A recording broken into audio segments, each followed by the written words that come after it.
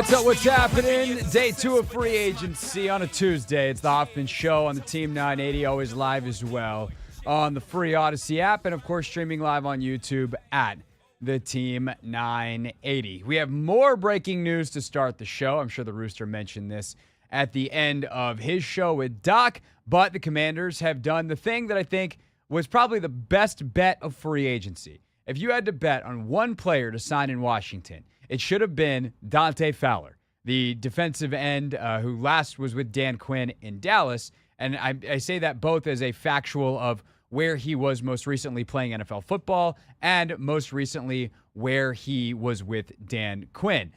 Fowler was with Dan Quinn in Dallas. He was with Dan Quinn in Atlanta. And he was with Dan Quinn all the way back when he was in college at Florida. Dan Quinn, I think, recruited him there. So he is certainly a Dan Quinn guy and has been quoted relatively recently as saying, if I could just play for Dan the rest of my life, that is good with me. Quote unquote, or not quote unquote, paraphrase of the quote. So, Anthony, the inevitable has happened. The Commanders have signed Dante Fowler, who is either Dan Quinn's favorite player or Dante Fowler has gotten to re-sign with Dan Quinn, who is definitely his favorite coach. I think both things can be true. Maybe. Maybe. Fowler now rounding out a defensive line room that includes his former teammate in Dallas, Dorrance Armstrong. It includes Cleveland Ferrell, who signed this morning. And we'll circle back to kind of the bigger picture of free agency and how it's all going on this Vibe Check Tuesday with you at 301-230-0980 in just a few moments. 301-230-0980. But, and I want to start with quarterback because I do think that some of the narrative around the move today is interesting and worthwhile, and some of it is a bit out of control.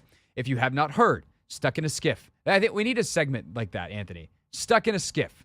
It's the only thing we could only do in D.C. because it's the only city where there's an actual decent percentage of people who go to work every day, put their phone in a safe place, and can't look at it because they're looking at secure national security information on a regular basis, and then they get in their cars and they listen to this very silly show. But if you were stuck in a skiff, this morning the Commanders agreed to terms with Marcus Mariota on a one-year deal, a little bit more than $6 million. The max is was 10, 12, somewhere in that range. 10. $10 million. So if he plays, then he gets a bunch of incentives. Fine. But they get Marcus Mariota. And immediately the speculation starts of, well, what does this mean for Sam Howell? And more importantly, what does this mean for the second overall pick in the draft? And I'm not going to be shady about it. Like, even JP, who's really smart and really plugged in, was like, I think this means they're leaning towards Jaden Daniels. And I would tell this to JP. JP might be listening right now. If he calls in, then we can talk about it. But I would tell him if he's sitting right here, I think it means absolutely nothing for the number 2 pick in the draft, and I think that is very, very silly.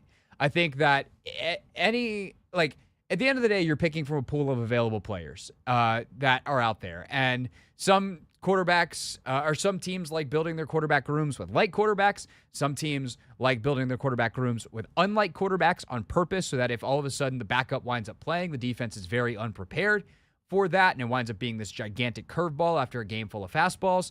And it gives you a chance to win, and then hopefully your starter's back the week after. But there's all kinds of different philosophies. But what you're not going to do is take a look at the pool of available backup quarterbacks in the year 2024 and go, our franchise quarterback is going to depend on what we can get here, or we're gonna take a one-year deal and based off the guy that we think we're going to draft and build our quarterback room that way. No, what Marcus Mariota is a continuance of a pattern that has nothing to do with the future and everything to do with the present. Presently, the Washington Commanders, in an extremely good and meaningful way, understand that they are laying the foundation for their franchise for years to come. In order to help lay that foundation, they are recruiting players who have familiarity with coaches up and down the staff.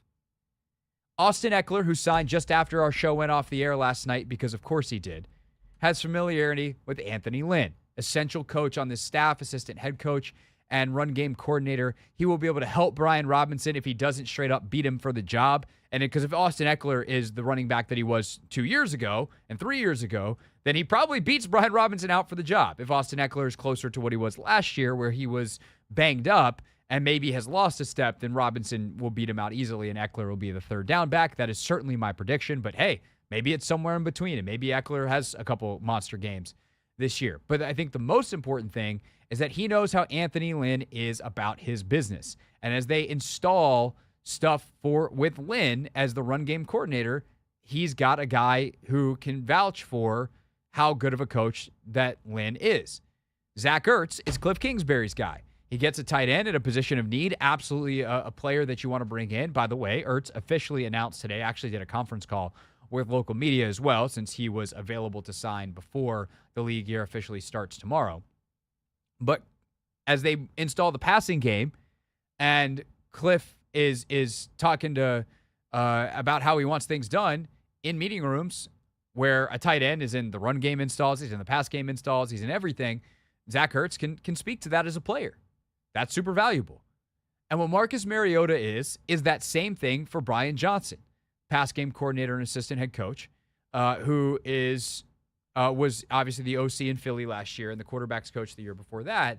But Mariota spent last year in Philadelphia as the backup to Jalen Hurts. Johnson undoubtedly was asked for his input, and he said, hey, Marcus was a really good backup for Jalen Hurts. I think he would be really good for Jaden or Drake or whoever we're thinking about drafting. And it's not about he's a better fit one or the other because of similarities in play style, because a lot of people even drew the connection to Jaden Daniels. And I think that there's a lot of elements of Marcus Mariota's game that are much more similar to Drake May. RPO heavy, like can run it. Obviously, Marcus is a better runner than Drake. Jaden's a better runner than them both. But Drake more effective over the middle of the field, where Daniels barely sprayed it over the middle of the field at all. And Mariota's been pretty good on that over the course of his career. He's not as effective as an outside thrower, where Jaden Daniels was incredible in college and projects very well to the NFL. So as passers, they're very, very different. So just because they're smaller frame guys who can run around doesn't mean that you automatically draw the line at an NFL quarterback level of one to the other. What Marcus Mariota is a guy who has worked with Brian Johnson, who can help as a veteran who's seen a bunch of stuff and started a bunch of games in the room. He can reliably play football for you and help you at least maintain some level of competitiveness if your rookie is not ready and you're not in a tank situation and as you build and lay the foundation for your team. He's got a great reputation out of the one wacky year in Atlanta where there was a lot more going on, as we found out in quarterback. The Netflix show, you'll remember he left the team as he was hurt, and then his wife was giving birth, and he was basically like, when else am I going to have a chance as a football player to spend this much time with my newborn child? And so he left the team, and it was weird how it all went down. It wasn't the best look as a teammate, but as a human being, I have no problem with it. He wasn't going to play again, and he had the chance to spend quality time with his newborn, which is really important for the child and the parent. So yeah, do that. Also, Arthur Smith, famously, not the easiest guy to get along with. So ultimately, I'll take the rest of Mariota's career, where he's very highly regarded as a teammate, and say that's a great piece to have in the locker room. He's a pro's pro. And I think that is ultimately my big takeaway from day 1.5 of free agency as we work here on day 2, is that they've continued to bring in guys who coaches can point to and be like, that's how we do our business around here. And these guys probably won't contribute to a lot of winning. Realistically, this is not going to be a barn burner of a football team next year. But what they are going to be is a team that plays the right way, plays hard, and establishes patterns and behaviors that will help them, Anthony, in the long term, be the team they want to be once they get the influx of talent, starting with this draft, to actually make them a roster that is competitive for hopefully, a decade or more. Yeah, and I always think back to Adam Peterson's introductory presser, in which he was asked about the talent on our roster right now, and he took a nice little deep breath just because he wanted to articulate his true feelings about it without coming off as a little insensitive. And I think what him and the rest of the regime has done so far is more so they've just done a complete overhaul because of they realize how bad our roster was as a whole. So I'm happy. I'm excited with all of the signings, and I'm just really excited for the vision, to be honest, because again, a lot of these deals are short term. Yep. They're low money. They're low risk, with a potential of, a high reward. You look at a guy like Austin Eckler. In 2021, 2022, he was one of the top running backs in the NFL. Last year wasn't necessarily all that good of a year, but we know what we can get out of a guy if he does reach his full potential. So that's how I've looked at, all of these signings so far. And they've been just strategic about the manner in which they've gone about it. Totally. And I'd heard some stuff last week is that basically as they completed the review, the results were they didn't feel the roster was very good. And their actions this week tell you that. Yep. They did not think this was a good roster. Yeah. Now, pretty fascinating. They haven't done anything at corner or safety yet. That's very interesting. That either means they haven't been able to agree with the guys that they want or that part of free agency. Because I don't feel like there's been a ton of corners and safeties that have signed. That part of the market's been moving super slow. Yep. So that might just be a market thing. Or maybe they think higher of a guy like BSJ than we thought they would. I still would be surprised by that, but we'll see. Guys like Percy Butler maybe sit a little higher on their list than maybe we initially thought that they might. So maybe there's some areas where they like, but very clearly the front seven on defense, not a fan. They have brought – because here's the other thing they haven't done, Anthony. I was scrolling through PFF has a great tracker where it's like they go by position what's happened, and they also go by team what's happened, and it's you're retired, released, re-signed, acquired via trade, and signed. And a lot of these teams have some combination of all of those things. Yeah. Washington has not re-signed a single one of its own players. None of their free agents are coming back, which tells you what they think about the talent acquisition the last couple of years here, and that it's not very good. They are starting over. They are putting a new floor underneath this roster. They need to work on the ceiling, but free agency was never the place that was going to happen.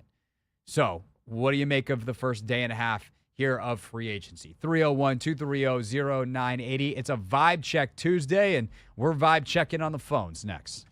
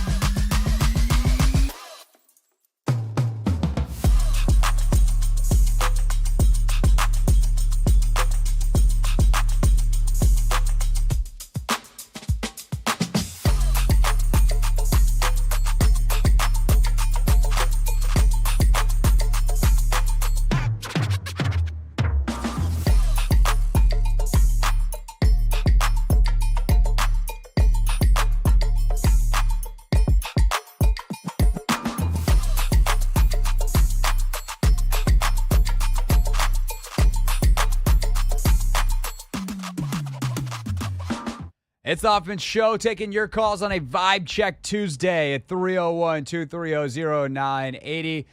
On the Commanders' first foray into free agency, Phase 1 has been active. 9 players have agreed to terms with Washington, and we're talking about them with you at 301-230-0980. Starting with Kurt. Kurt, get us started on this Vibe Check Tuesday. How you feeling about how the Commanders are doing so far in free agency? I'm feeling good, Craig. And isn't it 10 if you want to count Ertz? Actually, no. 10 would be Fowler actually made it 10. So, yeah. Okay. Oh, Fowler made it 10? Yeah. When I had that stat earlier, I had still or Fowler hadn't signed yet, but I do believe Fowler, I was counting Ertz in that. Fowler makes it 10. Oh, okay. I'm very pleased with Peters and the method that he's taken and what he's using, the method he's using during the draft. A lot of good, solid signings, nothing splashy, not a lot of money, not a lot of length of contract. And I think he's definitely heading in the right direction. Now, with that said, I had a question. Okay. Do you think, not necessarily a bad thing, just a question, do you think he's kind of showing his hand what he's going to do on the draft? Because especially with the signing of Mariota, I think he may be throwing that philosophy of possibly trading down for more picks. Consider he's doing all these free agent signings, moderate signings, that he's going to stick with drafting the quarterback at 2, and that quarterback would be Jaden Daniels, and maybe even condensed draft picks, like take those couple of second-round picks, move into the first, and get him a nice young tackle. Do you think he's showing his hand on that a little bit? I don't. Here's what I think. It's a good question, right? So let me first say that. It's a good question. But here's why I don't think that he is showing his hand. I think that his strategy going in, which I would agree with as a good strategy, is to make sure that you go into the draft not needing anything. Right. And that doesn't mean you can't upgrade, or you might not need a starter, for instance, QB1. At least in terms of the long term. Maybe Mariota is QB1 this season because you draft Drake or Jaden and they're not ready for week 1. But you go into this free agency period being like, we can't field a team. We don't have edge players. We don't have offensive linemen enough. And they still, left tackle, I think, is the one position where you can still say that. But, free agency is young, and Bakhtiari and Tyron Smith and some others are still available. So I think all that he's done is set himself up to take the best player available. And whether, obviously, right. 2, we assume that's going to be quarterback. One thing, I'm glad you mentioned the 2 second-rounders, and this is something that I think I even said at one point, but in looking at the Jimmy Johnson draft chart, we can stop saying package the second-round picks to move back up into the first, because they won't be packaged together. They only need to package one of them. So if you want to do 36 and, I'm trying to remember, I think it's like a 4th-rounder, the Jimmy Johnson trade chart says that gets you into the mid-20s.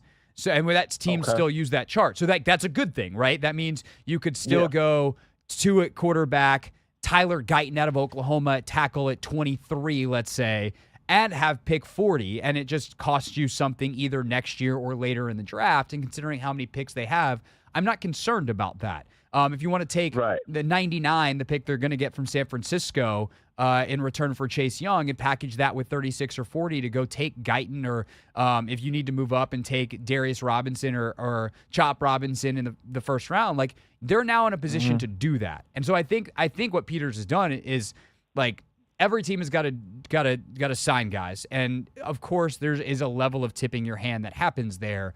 But what he's really just done is built the floor of the roster, which allows you to build the ceiling through the draft, which I think is what he's wanted to do all along. So I think they've executed the plan very well. Okay. All right.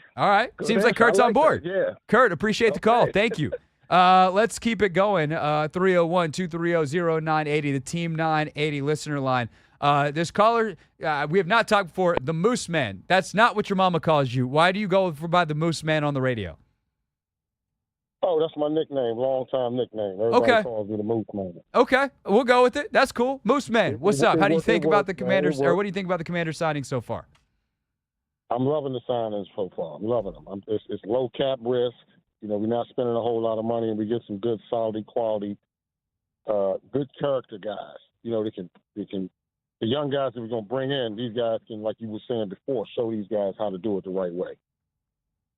Yeah. As opposed to in the past, what we had going on in the past was garbage. You know, what Rivera had going on, he wasn't developing players.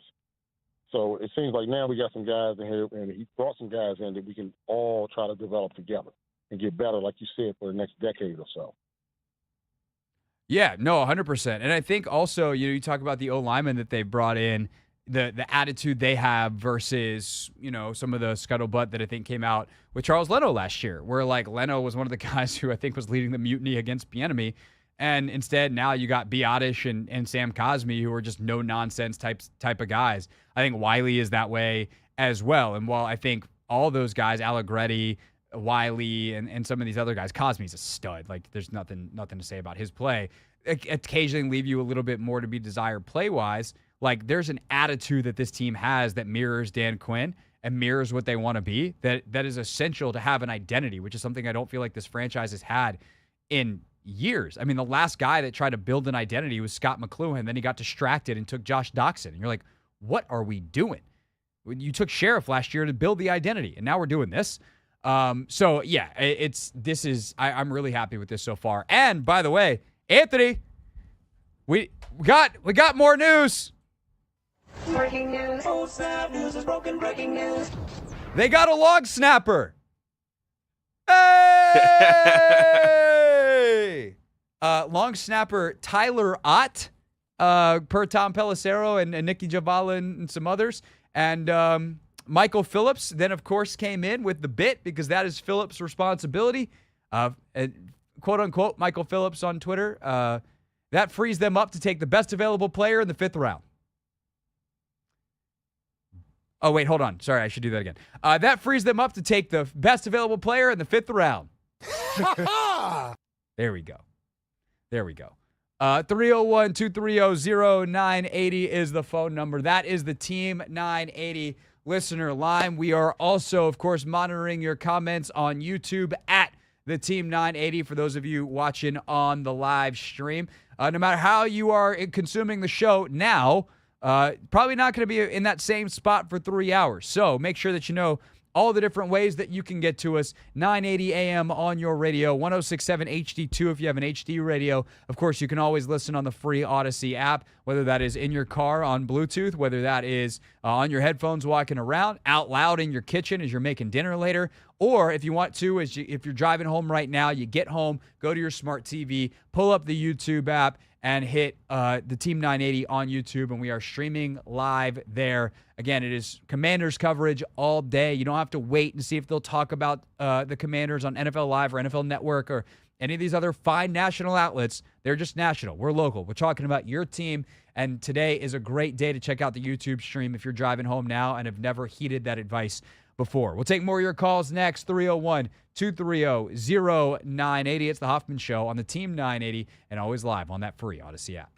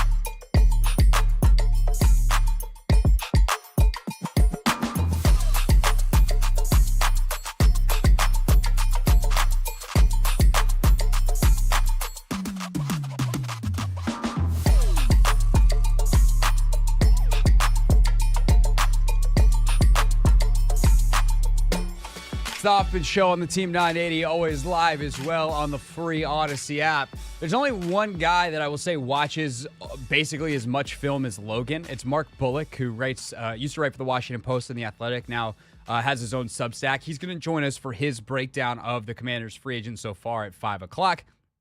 Also, a little later in the show, John Machota of The Athletic. He covers the Cowboys, so get some insight. I will be transparent with you. We actually recorded that earlier today, and he predicted that Dante Fowler would sign with the Commanders. So the prescient John Machota coming up at 5:30. Right now, more of you. 301-230-0980. That is the Team 980 listener line, and we're getting your thoughts and feelings on how the Commanders have done so far in free agency on a Vibe Check Tuesday.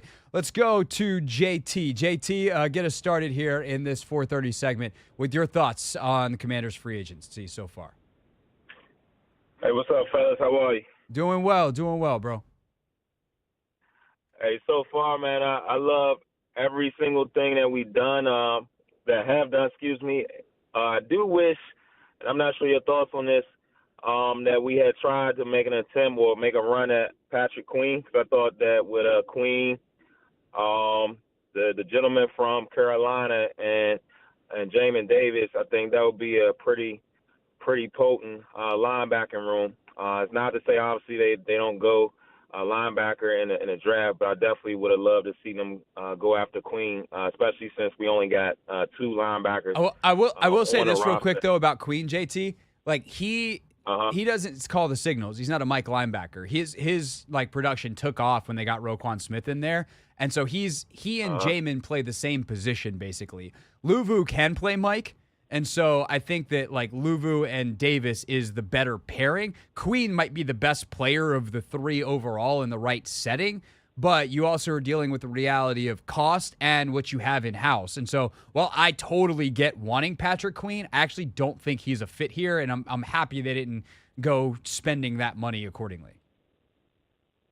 I got you. And lastly, what are your thoughts on Danielle Hunter? I don't know. With our moves today, does that knock us out for going after him?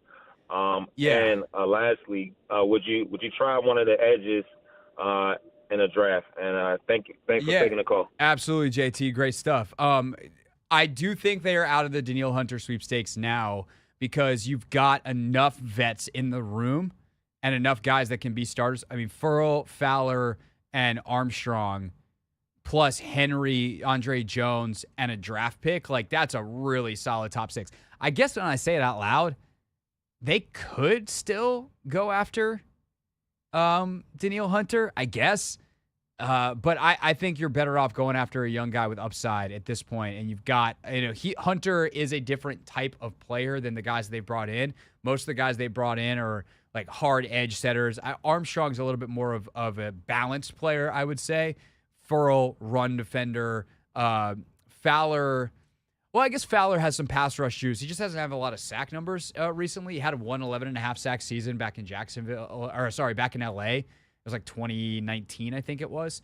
But he's been really like a 3 to 5 sack guy most of the last couple of years. So his pass rush grade on PFF is pretty solid, but I tend to think that at this point, you've kind of got a lot of your rotation guys. And at this stage of his career, I don't know that Danielle Hunter is a lot more than that.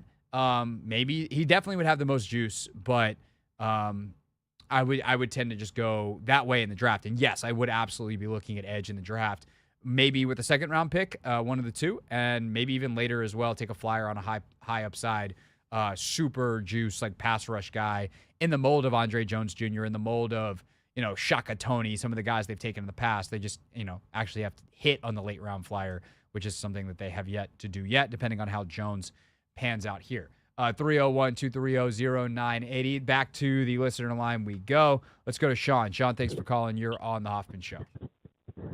Hey, Craig. Thanks for taking the call. So far, absolutely love the moves that we've made. I think, as Meek Mill once said, like, I used to pray for times like this. So I think that, I think this is what it looks and feels like to have competent general managership in an organization. And that's something, I'm, not to put myself out there, but, I'm 27 and I've never experienced this, and it's nice. I mean, like, I'm cool with not making any crazy, insane splash signings to really get to team needs, and it looks like that's what the Adam Peters regime is looking to do here, and I'm a big fan. Something I was wondering, and you touched on it just now, looking beyond the first round, what are you seeing and kind of what are you thinking about second and third round now, knowing some of these free agent signings? Where do you think we go in those, I think it's a cumulative 4 picks between the second and third rounds. What are you thinking? Yeah, no, it's a great question. And I think they're up to 5 because they just got the one. Well, I guess that one we knew that was coming from San Francisco in the Chase Young deal. We just didn't know where exactly it fell. And now we know that it's pick 99. So I would say, like, obviously, first round, you're still looking at quarterback. Then I think you're looking at left tackle and edge. Those would be the 2 positions I would prioritize, that if one of the guys that I like in the tier that I'm dipping into at that point in the draft is available, I'm prioritizing those positions. Left tackle, like, can we get a guy that we think has high upside and can be a franchise left tackle? He's probably not going to be ready to play day one, which is why I would still be interested in Tyron Smith, David Bakhtiari, or one of the other veteran tackles that's out there, even if that guy only gives you 8-9 games this year because he's banged up and the other guy gets some game experience, but he gets to watch what it's like to be a pro. I mean, a guy like Patrick Paul, Chris Paul's brother, has such phenomenal upside athletically that if you get him with a Tyron Smith, like, what can Tyron mentor him into in a year or two? So I think that's one or 2 positions that are fairly obvious. I think beyond that, can you get a Mike linebacker? I think would be interesting. So that's a more specific name. Peyton Willis, I think, is the kid's name from NC State. He is certainly an interesting type of guy, good athletic, like tested a lot better at the combine than people expected, and the tape is pretty good. So that's a name to watch, I would say. I think receiver is also the other interesting one. They need receivers. That's another group where, because we have McLaurin and Dotson in town, we don't think of that as a place where they have holes, but that's kind of all they've got. Those 2 and De'Ami Brown. Mitchell Tinsley's on the roster, but they don't have the rest of the receiver room. So can you build out a receiver room with depth? And I would want a big-bodied receiver that runs the fade pretty well and, like, some of the vertical stuff that Cliff likes to do. I'd also want a slot type. And I think both of those types of bodies are available in this draft. I mean, this is the best receiver draft maybe ever. And so I think those are the positions on top of, like, corner, they still need to figure out, but I'm hoping they make some moves in free agency there. Running back, I still think is a possibility. And we'll see what they do there. Could they carry 4 and some guys play some teams, maybe? But those are I think. Didn't hear you mention tight end. Is that a thought? Maybe like a JT Sanders or a Ben Sinnott? Yeah, I think it is. That's a good one too, because I think you kind of look at this roster and there's room to upgrade almost anywhere. There's almost no position that they could take early where I'd be like, oh well, that was a stupid pick.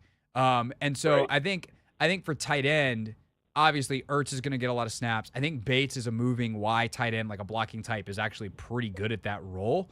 And then you're counting on a guy like Armani Rogers to come back healthy, because I'm not counting Uncle Turner at all. And that's a big if. We don't know, A, if he'll be healthy, and B, if he can actually be productive in the NFL, because he hasn't gotten a lot of opportunity. So tight end, I think, is definitely another one. They have options in-house, but I do think tight end, for the right guy, I know Logan's not super high on Sanders for the Commanders, for whatever that's worth. But that is a position where there are some guys that I think maybe in that 3rd round could potentially have a prospect or 2. Awesome. Thanks, Craig. Appreciate it. Yeah, absolutely. Thanks, Sean. And that I think is really fun to look at this point, right? Is like, okay, well, now that they've got some of these depth pieces and some of these foundational pieces in place, what really are you looking to supplement? You're always going to draft an O-lineman or 2. You're always gonna look at the defensive line, because there's just so many guys in those rooms. And then your linebackers, your safeties, your receivers, your tight ends, guys that can double as special teams players as well. Running backs, I think, are always in play, obviously. And then it's like, do you take a swing on a quarterback? Do you take a swing on a specialist in the 6th or 7th round? Hopefully the 7th round. But even then, like they signed Brandon McManus and they just, it's a kick and they just signed a long snapper. So you don't got to worry about that stuff either. So really, really cool to see this roster come together. And again, I think Adam Peters is doing a great job getting certain types of guys from a makeup standpoint that's going to give this team a real identity for the first time in a long time, if not the first time in many of your lives, and certainly in my time covering this football team. It's the Hoffman Show. We're on the Team 980. We're always live as well on the free Odyssey app. More of your calls next, 301-230-0980. But first, a look at what's trending.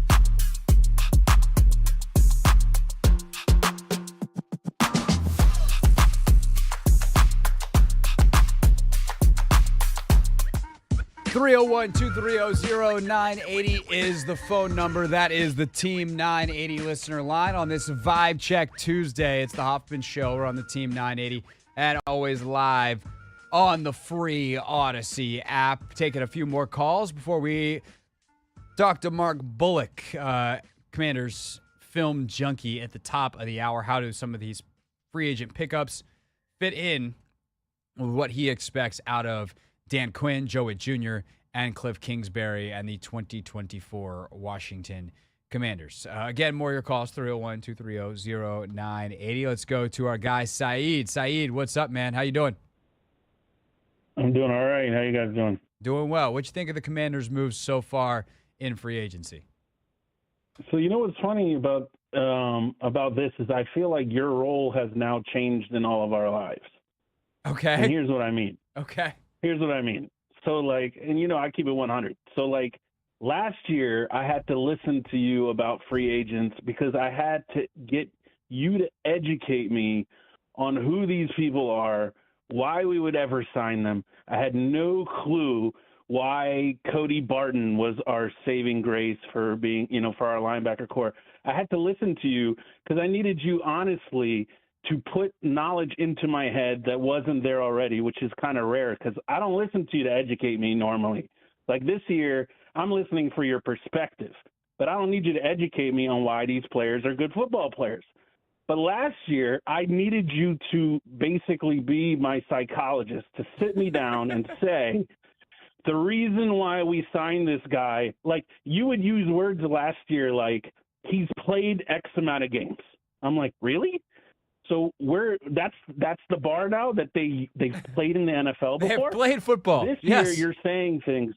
You're telling me like they led in tackles. PFF has ranked them this. I'm like, all right, great. I'm hearing your guests excited. Last year was a funeral. You're like, listen, guys, we've signed Cody Barton. Go get your season tickets right now. Like it was crazy to me. But this year, I'm actually interested in listening to, like, your perspectives on it. You've completely changed. Even you're, like, excited to do podcasts. I think last year, anybody on the radio was like, yeah, I guess we'll talk Commanders. Like, it wasn't a thing. And so the last thing that I'll just say, that now that I'm kind of excited that they're actually signing guys that I recognize and that, you know, mean something, and that even the Players Association knows that they're a player. Aside from that, I do feel like they're plugging in so many of these little holes that still keeps them in the market potentially for a Caleb Williams thing. Because I feel like the first 2 or 3 rounds outside of quarterback, we don't need to live there right now with all of these signings. We can get some good stuff in 4th and 5th and maybe even a late 3rd. Do you think that's crazy or not? That's what I want to know. Yes, but let me explain why. This draft is a top 100 heavy draft. So the players that you're going to get in the top 100 are very, very good football players by the consensus, let's call it the consensus scouting opinion. So Washington having the picks that they do, was it 5 in the top 106, is awesome. And by the way, like when Logan and I have done our mocks for Take Command, and the Pro Football whatever network, that thing that we were using, the simulator, was like, would you like to trade back 4 spots and pick up pick 70? It's like, yes, we would.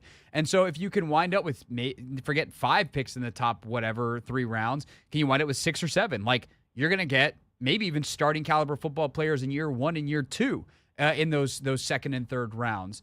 And the other side of that coin is, because of all the COVID years and because of NIL, a lot of players that used to fill out the 4th, 5th, and 6th rounds are going back to school. So you're going to have guys that teams have undrafted free agent grades on going in the 5th round this year. And so I think you are better off. Like, well, I understand your premise, and I think that they have done a good job of putting a floor under this roster where there were a bunch of gaping holes, and hopefully they're not done with tackle, corner, etc. This is the wrong draft to do that in. Now, if you love Caleb and Chicago is willing to deal, that's a different story, especially if you don't love Drake and you don't love Jaden and you don't love J.J. McCarthy, etc. But I don't think that this is, like, free agency is being done with that in mind. I think this floor has to be under the roster no matter what, and I think this is a bad draft to give up draft capital in, unless you are, the one exception I would make is if you love a Tyler Guyton, if you love a Darius Robinson, and they start to fall into the mid-20s, and you can give up 36 and like 101 or whatever it is for that, that's a 2-for-1 that I would potentially do where I feel like I'm going to get a starter. I think that's what I meant was basically, had you not gone out and gotten these 10 guys, right, these 11, these 12 people, I think in the draft you wouldn't be able to play as many cards because you would know I have no choice but to get them all here. Right. And I think that makes it so that they can be flexible, and if they want to wheel and deal on the day of, go ahead and do it. We already have enough of that stuff plugged in there that we can make it work. Yeah, no, I think that's a good point. Saeed, thanks for the call, as always, buddy. I think that the other thing that this does is it puts a floor on your season as long as these guys can still perform at the levels that they have the last couple of years, because you don't want a bunch of rookies playing. Like, you want some playing, but you want them to be surrounded by vets, so it's not a bunch of young cats running around with, like chickens with their heads cut off. You want some vets out there that can be kind of a structure and to get a floor. And so I think that is something that we need to consider as well, as they've set themselves up very well to do that. Anthony just in my ear said, breaking news. Okay, Anthony. Breaking news. Oh, snap. News is broken. Breaking news. What do we got? Free agent safety Jeremy Chin plans to sign a 1-year deal up to $5.1 million with the Commanders. Ooh. Yes, Jeremy Chin. That is interesting because that is not a lot of money. Not at all. Jeremy Chin's a good football player. Yeah, he is. Am I like Jeremy Chin, PFF? Hold on a second. I think it's because he's been in and out of the lineup, though, I think. Right, which definitely hurts you. But former second-round pick, 6'3", 220. That's a big boy. That kind of fits that Dan Quinn hybrid model. Didn't have a particularly good PFF grade last year. Hold on, I'm not signed into PFF. Give me all the information, Pro Football Focus, please and thank you. Saeed loves the PFF grades. We're gonna give Saeed and everyone else the PFF grades. He has, last year was a bit of a struggle, but he missed from week 7 to week 12. So he played in 6, got hurt in 6, and then came back on in week 13. It's had a lot of up and down. PFF doesn't love him. 2021, he was awesome. 2021 was his best season. His second year in the league in Carolina. Finished the year with a 71 grade. Last year, a 57, but very limited snaps. Only played 285 snaps. Mm-hmm. But as a rotational piece, $5 million. Like, to me, like that's the defensive version of Austin Eckler. If you get 2021 Jeremy Chin, because he's not old, or 2020, his rookie year, where he finished second behind, Chase Young. Yeah, like you give me that dude. I mean, he had. Wait, where am I? No, it's just kidding. I was looking at the wrong column. Well, like, if you give me a guy that's got high upside for $5 million on a 1-year deal when they got this kind of cap space, like, I'm good. I'm good on that. I don't know that I'm guessing he's probably a starter alongside Quan and Derek Forrest. But that big body type that comes down into the box, yeah, I'm fine with it. High upside play with these DBs coaches. Yeah. I mean, that's what I think these guys have done in free agency. Again, low risk, low money. Like, it just fits that, like, motto, I guess. Low risk with a potential of, him actually going out there playing up to his potential. So I love this signing. I'm excited for him. He's got a versatile camaraderie defender with Luvu. Yep. There it is, man. Like, who thought? The days of the Commanders, they're not dead. No, Ron Rivera, I guess, and those Commanders are still living on strong. Gotta love it. All right, so that's up to, what are we at, 11 now? 11. 12. Fowler was 10. Yep. Tyler Ott, the long snapper, 11. Yep. Jeremy Chin, now 12 new free agent players agreeing terms with the Commanders over the first, what are we at, 15 or 29 hours of free agency? Man. Damn, Adam Peters doing work. Adam Making some Peters moves. doing stuff. We talked about a bunch of them earlier today with Mark Bullock. Get his analysis. Nobody watches more tape, maybe outside of Logan, in the Commanders universe. Bullock next here on the Hoffman Show.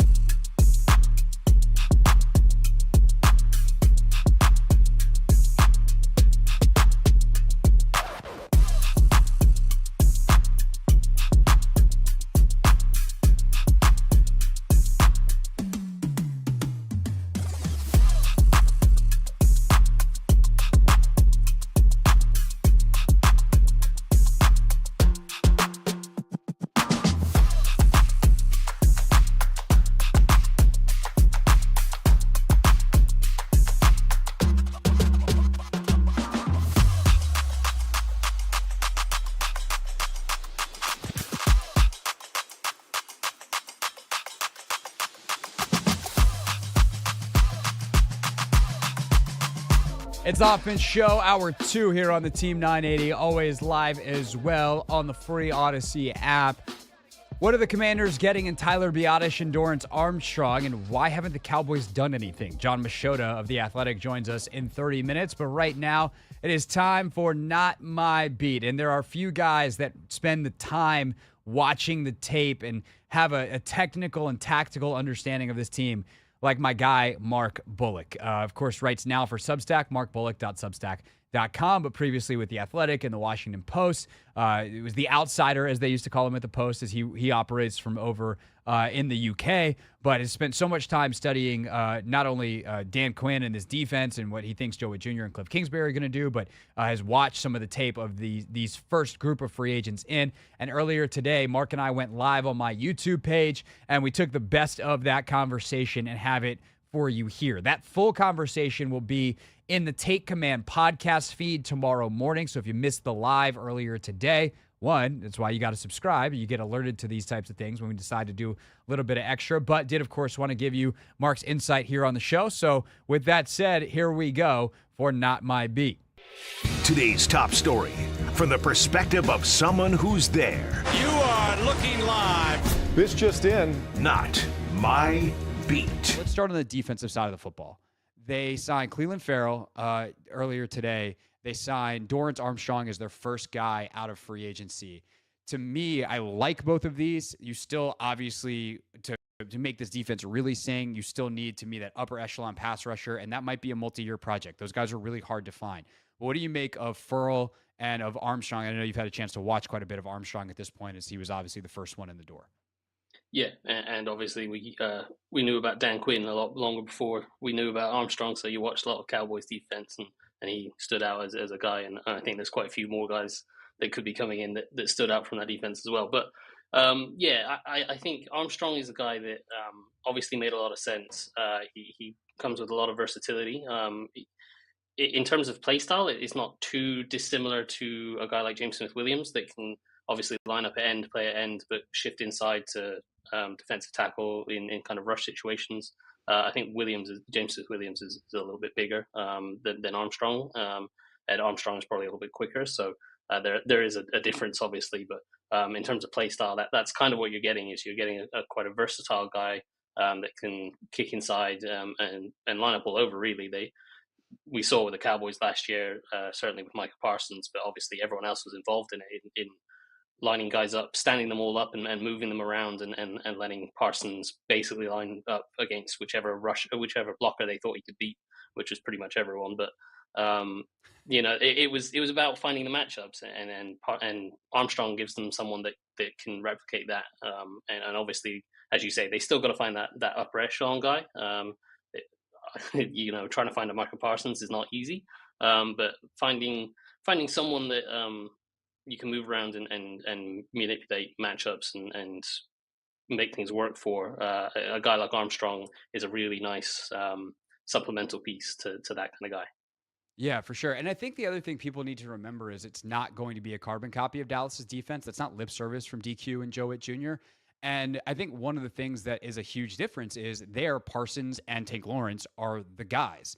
The guys here, as this team is currently constructed, which can change over time and undoubtedly will, are Daron Payne and John Allen. And so it's like, okay, the concept, the principle is we need to find good matchups. Who is finding those matchups? Who is trying to be the person that they unlock is very different here.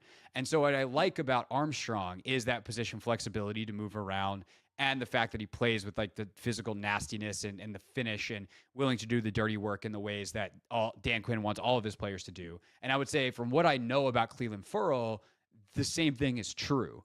This is a guy that I think gets a bad rap because Mike Mayock, for some ungodly reason, took him in the top 5, top 10? Fourth, fourth overall. And it's like, well, if you're taking a pass rusher or an end fourth overall, he should be a dominant pass rusher. He should be like a Micah Parsons type. He's not. That doesn't mean he's bad. He is a hard edge setter. And I actually think this could, sadly for me, as James is a guy that I absolutely have loved getting to know over the last couple of years. Like, I think this is probably the end for James and maybe even Casey Toohill as well, although I still think there's room for one of those guys to come back. But Farrell is a guy who sets a super hard edge, probably can play with a little bit of flexibility in terms of positions. And what that does is it allows you to move John Allen outside, move Deron Payne onto the edge, and give tackles, especially if that's a weak link of a particular O-line, a really tough, different look. And that's something that I think Logan's done a great job of talking about over the years. Is it's like, if you understand who a player is and you're used to playing against that body type, you can block that. So there's certain guys that were awesome pass rushers that Logan actually was okay with as a tight end blocking one-on-one because he knew how to block that body type and it matched with his skill sets. There's other guys who were nightmares for him, even if they weren't actually quote unquote that good of players. And I think that using that positional versatility, and I'm going to use versatility instead of position flex to not trigger everybody, positional versatility, and realizing that the two inside guys are the guys that you're trying to line up makes these signings make a lot of sense, and is the reason I think I like them a lot. Yeah, I agree. I think the upside of it is that they're both solid players that you could rely on to say, right, we need starters. Obviously, they needed everything at defensive end. They had basically no one on the roster. So these are two that you can say, right, we need starters. We'll just plug them in right now, and then if someone falls to you in the draft, or you want to package those picks and move up and go get someone in the middle of the first, or for whatever reason they decide not to go quarterback at 2 and try to take one of the top pass rushers, whatever you do with finding another pass rusher, whether it's a rookie or you trade for a guy or whatever, you can drop them in and you can say, okay, well, now Farrell and Armstrong become our depth pieces, and that's a really nice rotation that starts to be built. So I think they're really fundamentally sound signings. They're not necessarily going to be these like 10 sack a season guys, but they don't need to be. You're not looking for them to be that. As you say, that this defense is built around Deron Payne, John Allen, and those are going to be the guys that they're trying to find the matchups for. You need the supplemental pieces, and then these guys, as you say, they can play on the edge. Farrell certainly can set a really strong edge. Armstrong's a pretty solid run defender too. And they can move around certainly in rush situations and try to find your best matchup. So I like these signings because they don't block a pathway for, if you find some rookie that's a really good rusher and you want to get him more reps, you can quite easily put them above either one of these guys, but or alongside them, and you build a nice rotation. Yeah, is there? We've talked about this obviously on Take Command, and you and I have messaged a little bit. It seems like I think you and Logan, when you guys are breaking down a lot of these prospects and kind of looking at what you think would be a good schematic fit, are on the same page in a lot of places. So we've talked about, Darius Robinson from Mizzou a lot as the guy that we really hope falls. Like to Logan, that's like the prototypical guy. Obviously, Chop Robinson is a tantalizing athlete that if you're like, what if Dan Quinn gets his hands on that guy? Is there a guy that you particularly like if he falls to 36 or 40 that you would be like, please run the card to the podium? I don't have I haven't done a huge amount of work on the defensive ends or the pass rushers just yet. I've been focused more on quarterbacks. So I haven't done a huge amount of them. The two that you mentioned are the two that obviously I've seen a little of, and they're the names that frequently come up around that kind of area. Everyone else seems to be kind of either 10 to 20 range or sort of beyond 50. So I kind of feel like Chop Robinson might go a little bit higher just because he is that kind of athletic freak. The Darius Robinson might be more in line with where they're going to pick. But I don't know if he necessarily I don't necessarily see him as the kind of elite edge rusher. And again, you're not necessarily looking for him to be that with a second round pick, but I think he kind of would be another guy that you fit into that rotation of suddenly building out this solid core of guys on the edge that you can rotate in and out, because you look at the best defensive lines in the league and it's not just a front four, it's a front eight, like you're able to rotate guys in and out and give guys breathers. And your top guys are playing 60 or 70% of the snaps, but you need to be able to keep them fresh and rotate guys in and out. So, and obviously go through different personnel looks, and you have a rush package where you might have 5 guys on the field, or you might have a coverage package where you have 3, or, so you need to be able to be versatile, and the guys that they've got in Armstrong and Farrell give them that versatility. No doubt. And it feels like Robinson would actually kind of fit that same similar mold, maybe a little bit more pass rush juice. But they actually have signed a guy with some pass rush juice. Frankie Louvu can get after it a little bit. That dude is an animal. He is exactly what you want in a Dan Quinn type of player. We had Anish Shroff, the play-by-play voice of the Panthers, call into the radio show yesterday, and he's like, Derek, what's his name? Derek Brown was the best player on that team last year. Obviously, he had a monstrous, historic season for a defensive tackle. Brian Burns is probably the best known player, and wow, good job, Carolina, botching that deal. But the guy who was the heart and soul of that defense, which, by the way, that defense was actually pretty solid last year, especially because it got zero, negative support from the offense, which is why they went 2-15. But the heart and soul of that defense was Frankie Louvu. And now there's been multiple coaching staffs that have gone through and had him and been like, oh my God, this guy's incredible, universally respected, universally beloved. Not always in the right spot 100% of the time, but there's a phrase that I love that's like, if you make a mistake, make it quickly. And that is Frankie Louvu. He will get wherever he is going quickly, and it is often the right place, and he arrives with force.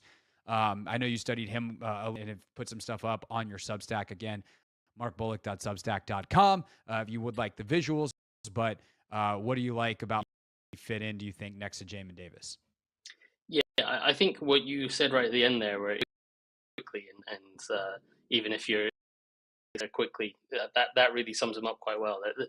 Some of the run fits are off times with him, but as you say, he's doing it quickly. He's triggering quickly, and he's getting to whatever gap he's trying to get to as quick as he can, and that can create some issues. And even if he's in the wrong gap, it can force an early cutback and let someone else make a play. In terms of the overall, the thing that everyone's going to be looking at is the pass rush ability, and he certainly brings a lot of juice as a pass rusher. He's violent in terms of not just he has good hands that can down and beat guys. He will just run head and knock them over, and use his size to do that. So that is a lot of fun. He can line up all over the place, a bit like what they did with Parsons, but you're not going to do it as frequently as you would with a guy like Parsons. But yeah, he lined up off the edge, he lined up over the middle, over guards sometimes, and they got him some different matchups, and they did a quite nice job of getting him on running backs quite frequently. And he makes running backs really struggle to pick him up. So yeah, you like what he can offer as a blitzer. I also really like what he does in coverage. He's very quick and mobile. He's not like an ancient linebacker that can't move. He can move his hips. He can open his hips, turn and run with guys, and he can change direction quickly. And he closes really quickly on things underneath. So his tackling can be a little bit hit or miss, but for the most part, it's pretty good. And he, as we kind of talked about, he always gets there quickly and violently. So more often than not, that's enough for him to make a tackle. Yeah, I think there's a lot to like about him. I think he's probably going to be the linebacker. I guess given the kind of, he's not been extortionately paid, but he's been well paid. And I don't believe in Jamin Davis being a Mike linebacker anymore. So I think who's going to be that guy. He did that some last year. I think he started the year without the green dot, and then they had an injury, and he kind of shifted inside and got the green dot and kind of called the defense and looked fine doing that. He certainly didn't lose any speed in waiting around at the line of scrimmage trying to read things like other guys have done when they've been given the green dot. He still went fast, and that's what you need from a linebacker. So yeah, I quite like him, and he seems like he's going to be a good fit for this system particularly. So feels like it's a pretty good move from them. Yeah, no, I love it. Like, we got off the phone with Anish, and I was like, can the season start tomorrow? I want to see this guy play.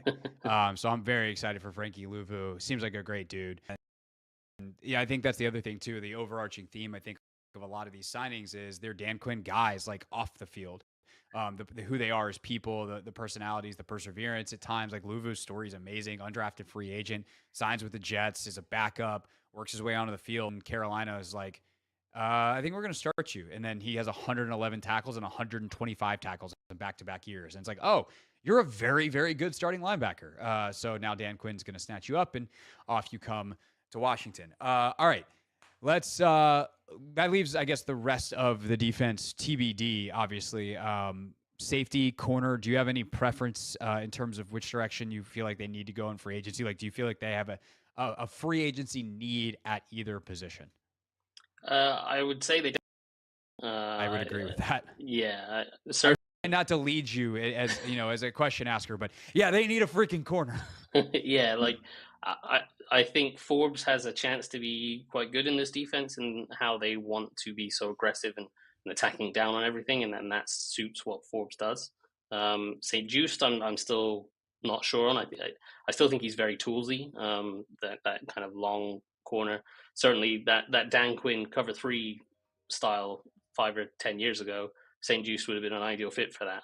I don't think they're going to do that so much now. So it's going to be interesting to see how they fit him. But I think they need a veteran starting corner and probably a nickel as well. So yeah, definitely need to be adding a corner or 2.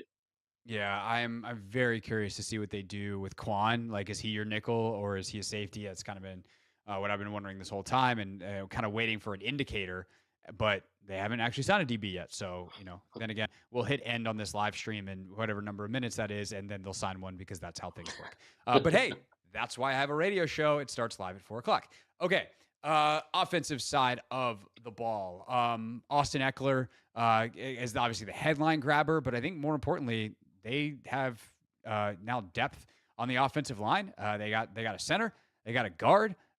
Allegretti is from Kansas City, of course. Nick Allegretti started in the Super Bowl. He was the backup there to Joe Thuney, who missed the AFC Championship game and the Super Bowl. Allegretti finished the Super Bowl with a torn ulnar collateral ligament in his elbow. So we'll have to see, obviously, if he's even going to be ready for training camp.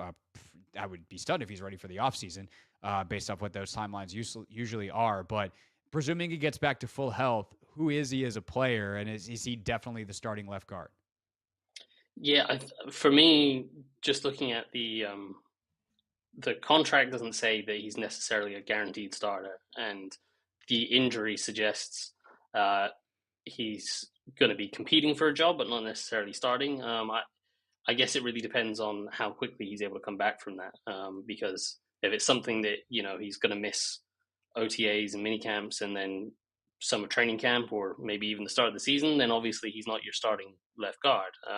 If it's not that serious, or he's able to play through it or whatever, then maybe they do see him as their starting left guard. But for me, the contract is quite similar to the one that Rivera gave Wes Schweitzer a few years ago, to kind of be the backup swing guard that could fill in at a couple of different spots, and obviously filled in at center and left guard and right guard, and ended up becoming a starter. But I would guess there's an interview with him going around. I think he did an interview with NFL Network or something the other day, where he said he's looking for an opportunity to be a starter. So I would guess the reason he signed is to have a chance to start. But the contract certainly doesn't say he's definitely locked in as the starter. So and the injury is kind of what determines whether he'll be ready to compete for that job or not. To me, this also the way that they've gone about this. I mean, Biotish is a necessary signing if you're going quarterback at 2. You need to have a veteran center with a rookie quarterback. Need's probably too strong if you want really to be successful. Then again, I think there's a chance that whoever they draft at 2 doesn't play a whole lot this year, so we'll see. But having that veteran around, if you're gonna draft and hopefully start a rookie quarterback, Biotish becomes necessary. But like Ricky Stromberg was a 3rd-round pick last year, and it certainly seems like their internal in-house evaluation of Ricky Stromberg is they don't care. That they are not being like, this dude needs to start for us because he was a 3rd-rounder. And like, great depth piece potentially, but Stromberg's going to have to come into camp and really like dominate to me based off of what it seems like they think of him on whatever film they thought of him coming out of college and the limited amount of time that he got last year. And I'm assuming how he fits with what Bobby Johnson wants to do with that offensive line and Cliff Kingsbury's offense. Yeah, I think that's the thing for me. It's probably more about the fit, because my understanding of what the Kingsbury system, and then from watching a bit of Bobby Johnson and understanding him, is they're looking to run more gap scheme stuff. And Stromberg was always more of a zone scheme center in college, and yeah, he could pull and move a little bit, but he wasn't necessarily the guy you want doing that, and he certainly wasn't the guy you want trying to secure down blocks and hold a nose tackle at the point of attack. He's a guy that needs the movement of the zone scheme to help him block those bigger guys. So I think in terms of the fit, that's not necessarily. I think that's probably why they've gone in a different direction. And maybe he can bulk up a little bit and develop. But I guess that's probably why he's certainly not being considered as a starter right away. Yeah, for sure. All right. So you got Biotish, and if you want more on Biotish specifically, Mark has written that up on his Substack. So go to bullocks.substack.com for that. And you get, again, the visuals and kind of not just explanation, but you get to see on film what he does and some of the things that make him a really solid signing for Washington. We mentioned Eckler. Anything in particular on Eckler that you think is noteworthy? Like, he's the biggest name because he's led the NFL in touchdowns over a very long period of time. Fantasy players, obviously, very familiar with Austin Eckler. But realistically, like, probably coming in to be a third down back and back up Brian Robinson. And then what does that mean for Chris Rodriguez? Yeah, I think the question with him is he looked like he played hurt last year, and he didn't have the same explosiveness that we've seen from him in the past. And if it was a case of he was hurt and he's over his injuries, and you get him fresh, and by moving him to kind of a third down back role, you help his body a little bit more, and he's able to regain some of that explosiveness, then yeah, it's a really nice move. He certainly, in this offense, the running back will catch a lot of passes, and they do a lot of. Kingsbury loves to move the running back a lot, and go to empty sets and try to find some matchups that way. So he fits that perfectly. If you're getting the guy that you talked about leading the league in touchdowns a few years ago, if you're getting that guy, then that's awesome. But I think there's big question marks over whether you're getting that guy because of how he looked this year. And he certainly looked like he had lost a step and was declining, and you never want to be overpaying. And I don't think they necessarily are overpaying. It's not a prohibitive contract that they've given him for a running back, certainly compared to some of the running backs were getting $12 million a year on average yesterday. So he's not getting that. So it's not a prohibitive contract, but you don't want to be getting into the business of paying guys that are declining too much money.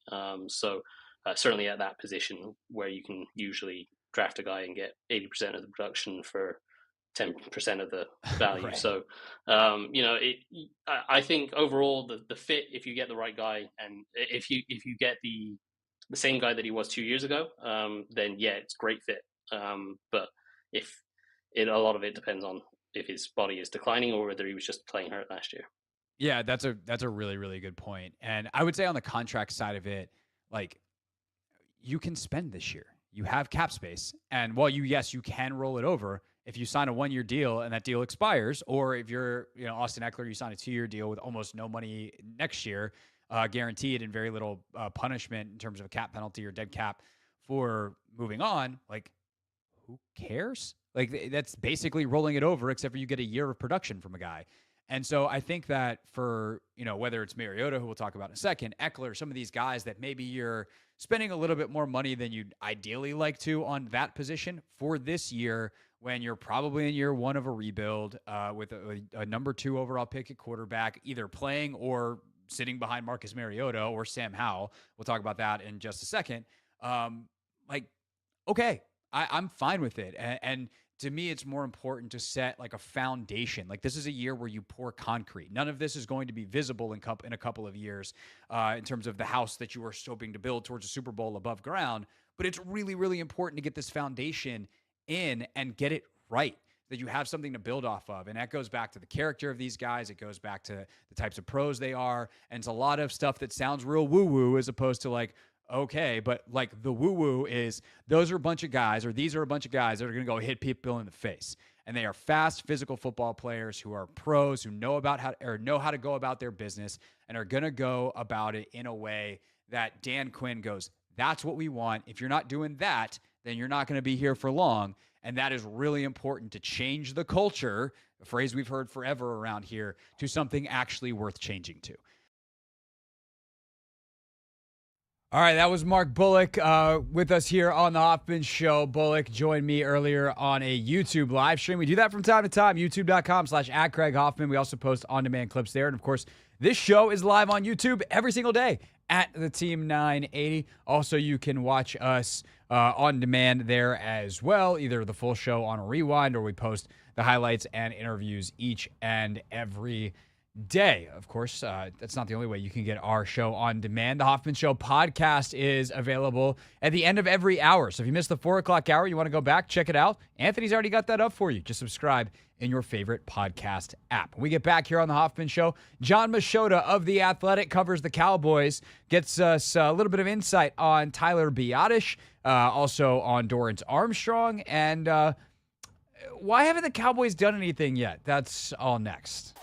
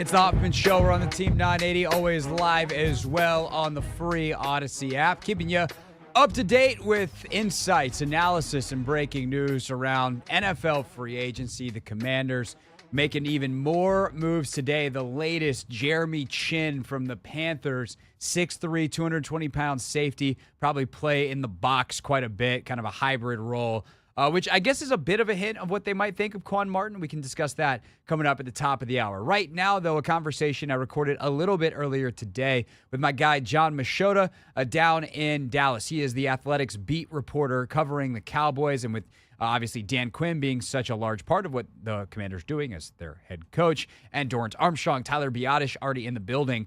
We talked about those guys. John presciently predicts the Dante Fowler signing, which eventually happened, and says keep an eye out for more. Great conversation. Here's the insight from John.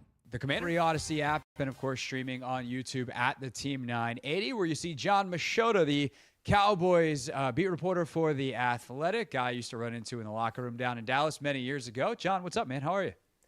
I'm doing well. I wish I had a lot more Cowboys stuff to talk about, but hey, I guess it ties in with Washington, though. But no, I'm doing well.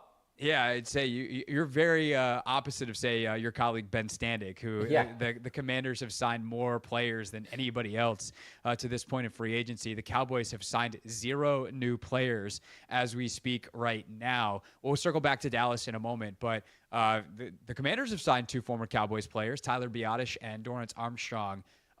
What do you make, let's start with Armstrong, of that signing. How important was he in Dallas, and what kind of player is Washington getting there? Yeah, he's a really good player. Not only a good contributor on defense, but he's a really good special teams player as well. So you're getting a quality player.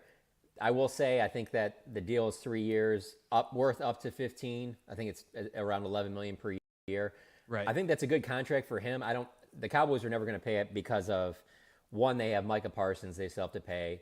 They still have DeMarcus Lawrence, and those two are obviously their starting edge rushers.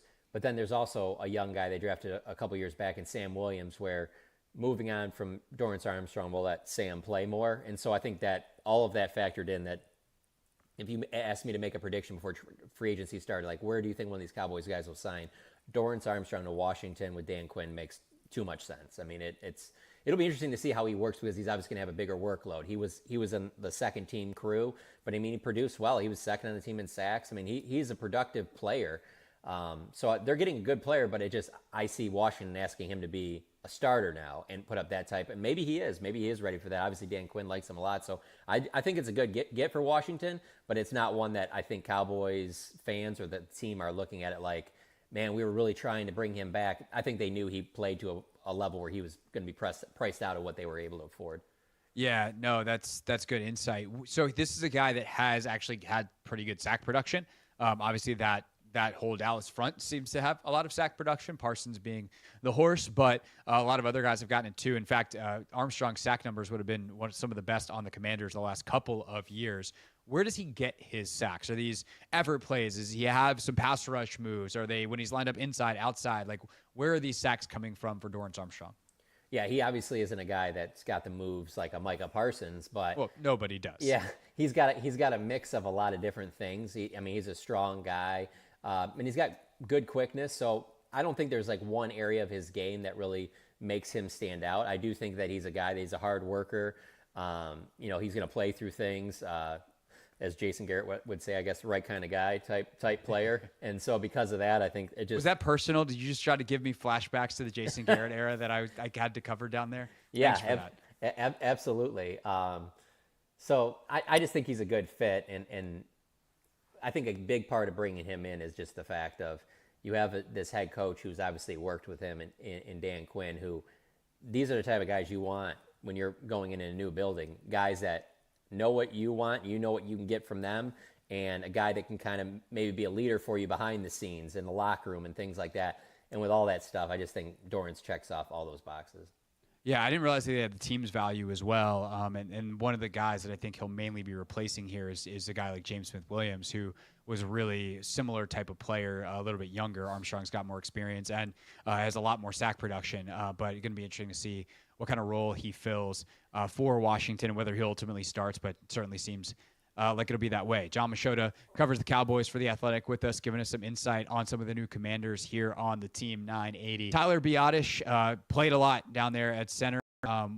Is this, again, a player that they wanted to hold on to, and what is Washington getting in their new start center? I would say Washington paid him what he's worth. I think the Cowboys wanted a team-friendly type deal where like he was giving them a bargain. And if you're Tyler Biadasz, why do that? And again, a guy that Dan Quinn is obviously going to know well.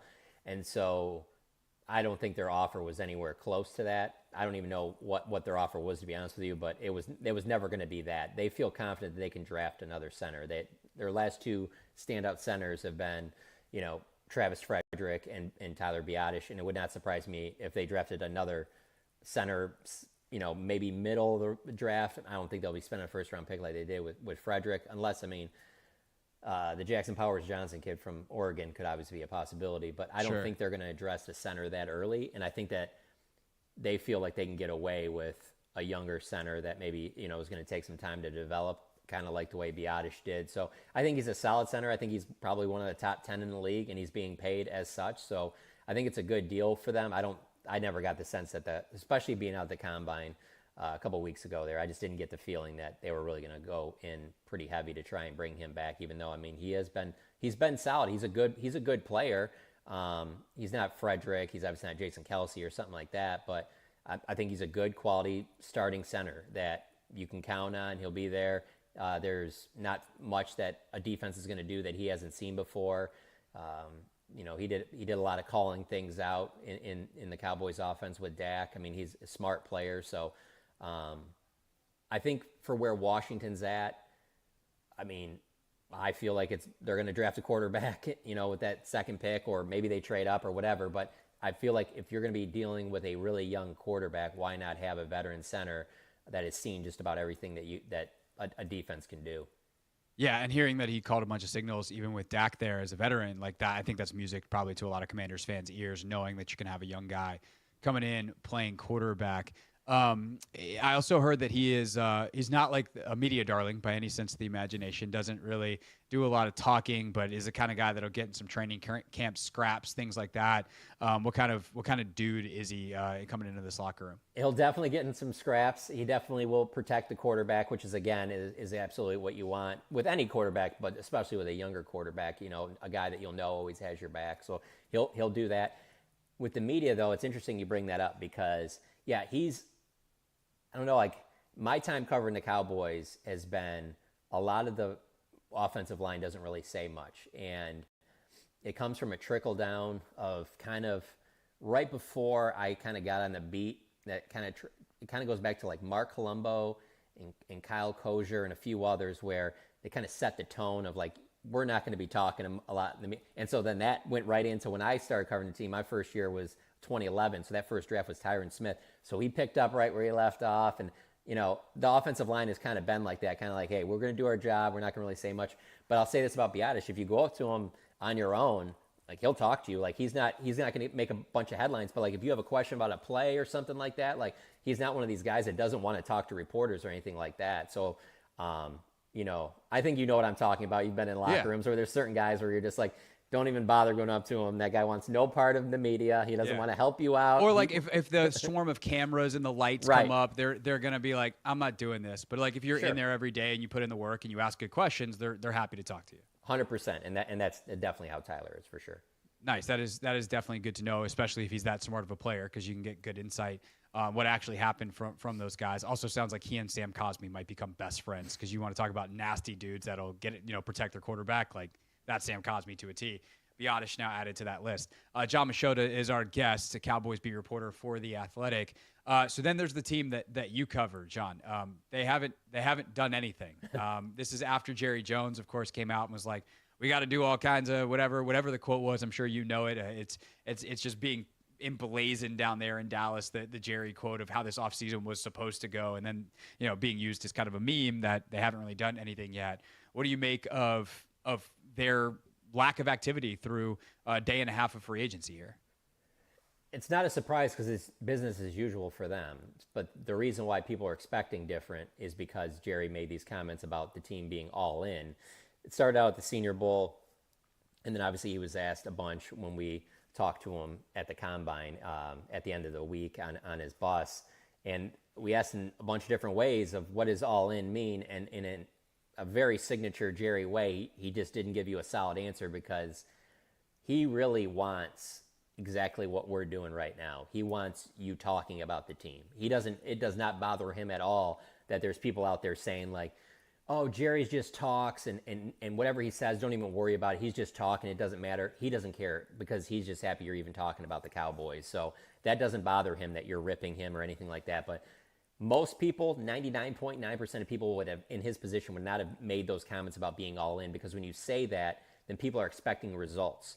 And when it's not like you got to dig back to the 70s and 80s or something. Just look at the last 4 years. We've known who the all-in teams were, specifically in the NFC. We knew the most all-in team last year was the Niners. They went to the Super Bowl. The year before that, we knew the most all-in team was the Eagles. Went to the Super Bowl. The year before that, it was the Rams. The year before that, it was the Buccaneers. So it's like when you say all-in, people are like, oh, I know what all-in looks like. I know exactly what it looks like. And they get excited because you're coming off of that disaster that lost the Packers. And it's a tough pill to swallow, but there's very little chance that the Cowboys roster is going to be better this upcoming season than it was last season. And fans know that. I mean, they know that it's a blown opportunity that they didn't make a deep playoff run last year. And so what's the best way to try and get over that? Oh, well, next year. Oh, well, this is going to be different. And it's not different. They're doing the same offseason, draft, develop, pay their own guys. They don't want to do anything that's going to jeopardize them re-signing Dak, CD, or Micah Parsons. And so you end up being the only team on day one of this negotiating period that does not make a deal to bring back any of your players or any other player from another team. I mean, 32 teams, you're the only one that doesn't do anything.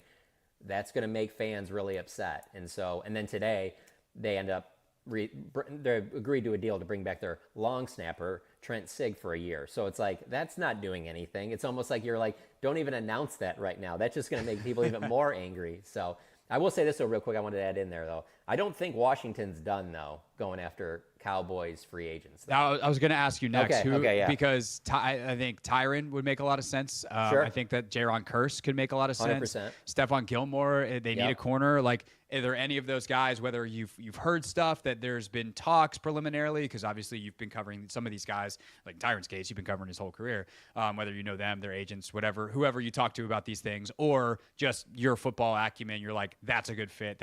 That's a guy that Dan Quinn probably would go after. Everyone you named, and then I'd also include Dante Fowler in there, because he's the type of veteran, you get a one-year deal done with him. And the Dan Quinn connection, I mean, it's the Cowboys, it's the Falcons, it goes all the way back to the University of Florida. What Dan Quinn wants to do, Dante Fowler fits it, and Dante Fowler knows what Dan Quinn wants and just goes about his business. That is literally his coach. Right. So I will say one thing that is funny about Dante Fowler, and he's not a bad dude or anything like that, but it goes back to the Biotish thing. In the last year, I would say he, to me, is probably the number one guy that is the least in the locker room. Like, he doesn't care about doing any of the media stuff. Like, if you get him, he'll talk, but he does not. Like, you know how there's some guys that they just sit in the locker room, they're fine, they hang out, want to talk. He is almost never in the locker room. So he is very like a Dan Quinn guy. So Dante Fowler and Jaron Curse are the two that Dan Quinn is brought out the best in those guys. It just makes too much sense. And when the Cowboys last offseason got deals done with Malik Hooker and Donovan Wilson, and they didn't with Jaron Curse, the writing was kind of on the wall that, like, well, we're not going to be giving all our safeties new deals. And so Jaron didn't really have the big year that I thought he was going to have and that he thought he was going to have. And so now he hits free agency, and I'm just like, you played your best ball a couple years ago under Dan Quinn. I don't see why he wouldn't be trying to get back there, and plus safeties don't cost a ton. So, I don't think that they're done. That Washington has money.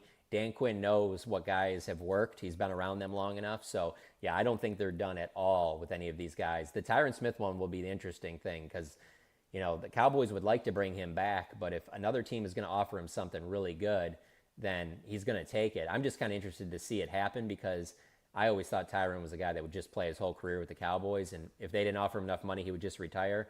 And maybe that still happens. But I'm sure, again, if you have a young quarterback, that would be a great left tackle to have a veteran around him. Do you feel like he still has good ball and like 14 plus games of it per season for a couple of years left in him, or are these injuries blips on the radar, and all of a sudden we're going to be looking up and he's having a Jason Peters type, maybe not Peters because he's playing until he's 180, but some of these other tackles that have been able to play into their mid to late 30s, or is the beginning of the end already happened for Tyron Smith? Oh, the beginning of the end has definitely happened. I only think he has like another year or two tops. But the thing is that you're not going to get 17 games out of him. But with the way Mike McCarthy has done it, where he has his practice scheduled during the week, where Tyron isn't involved in a lot of the padded work, things like that, giving him days off, has had him ramp up and be at his best on Sundays. And so I think you can count on him for 14, 15 games.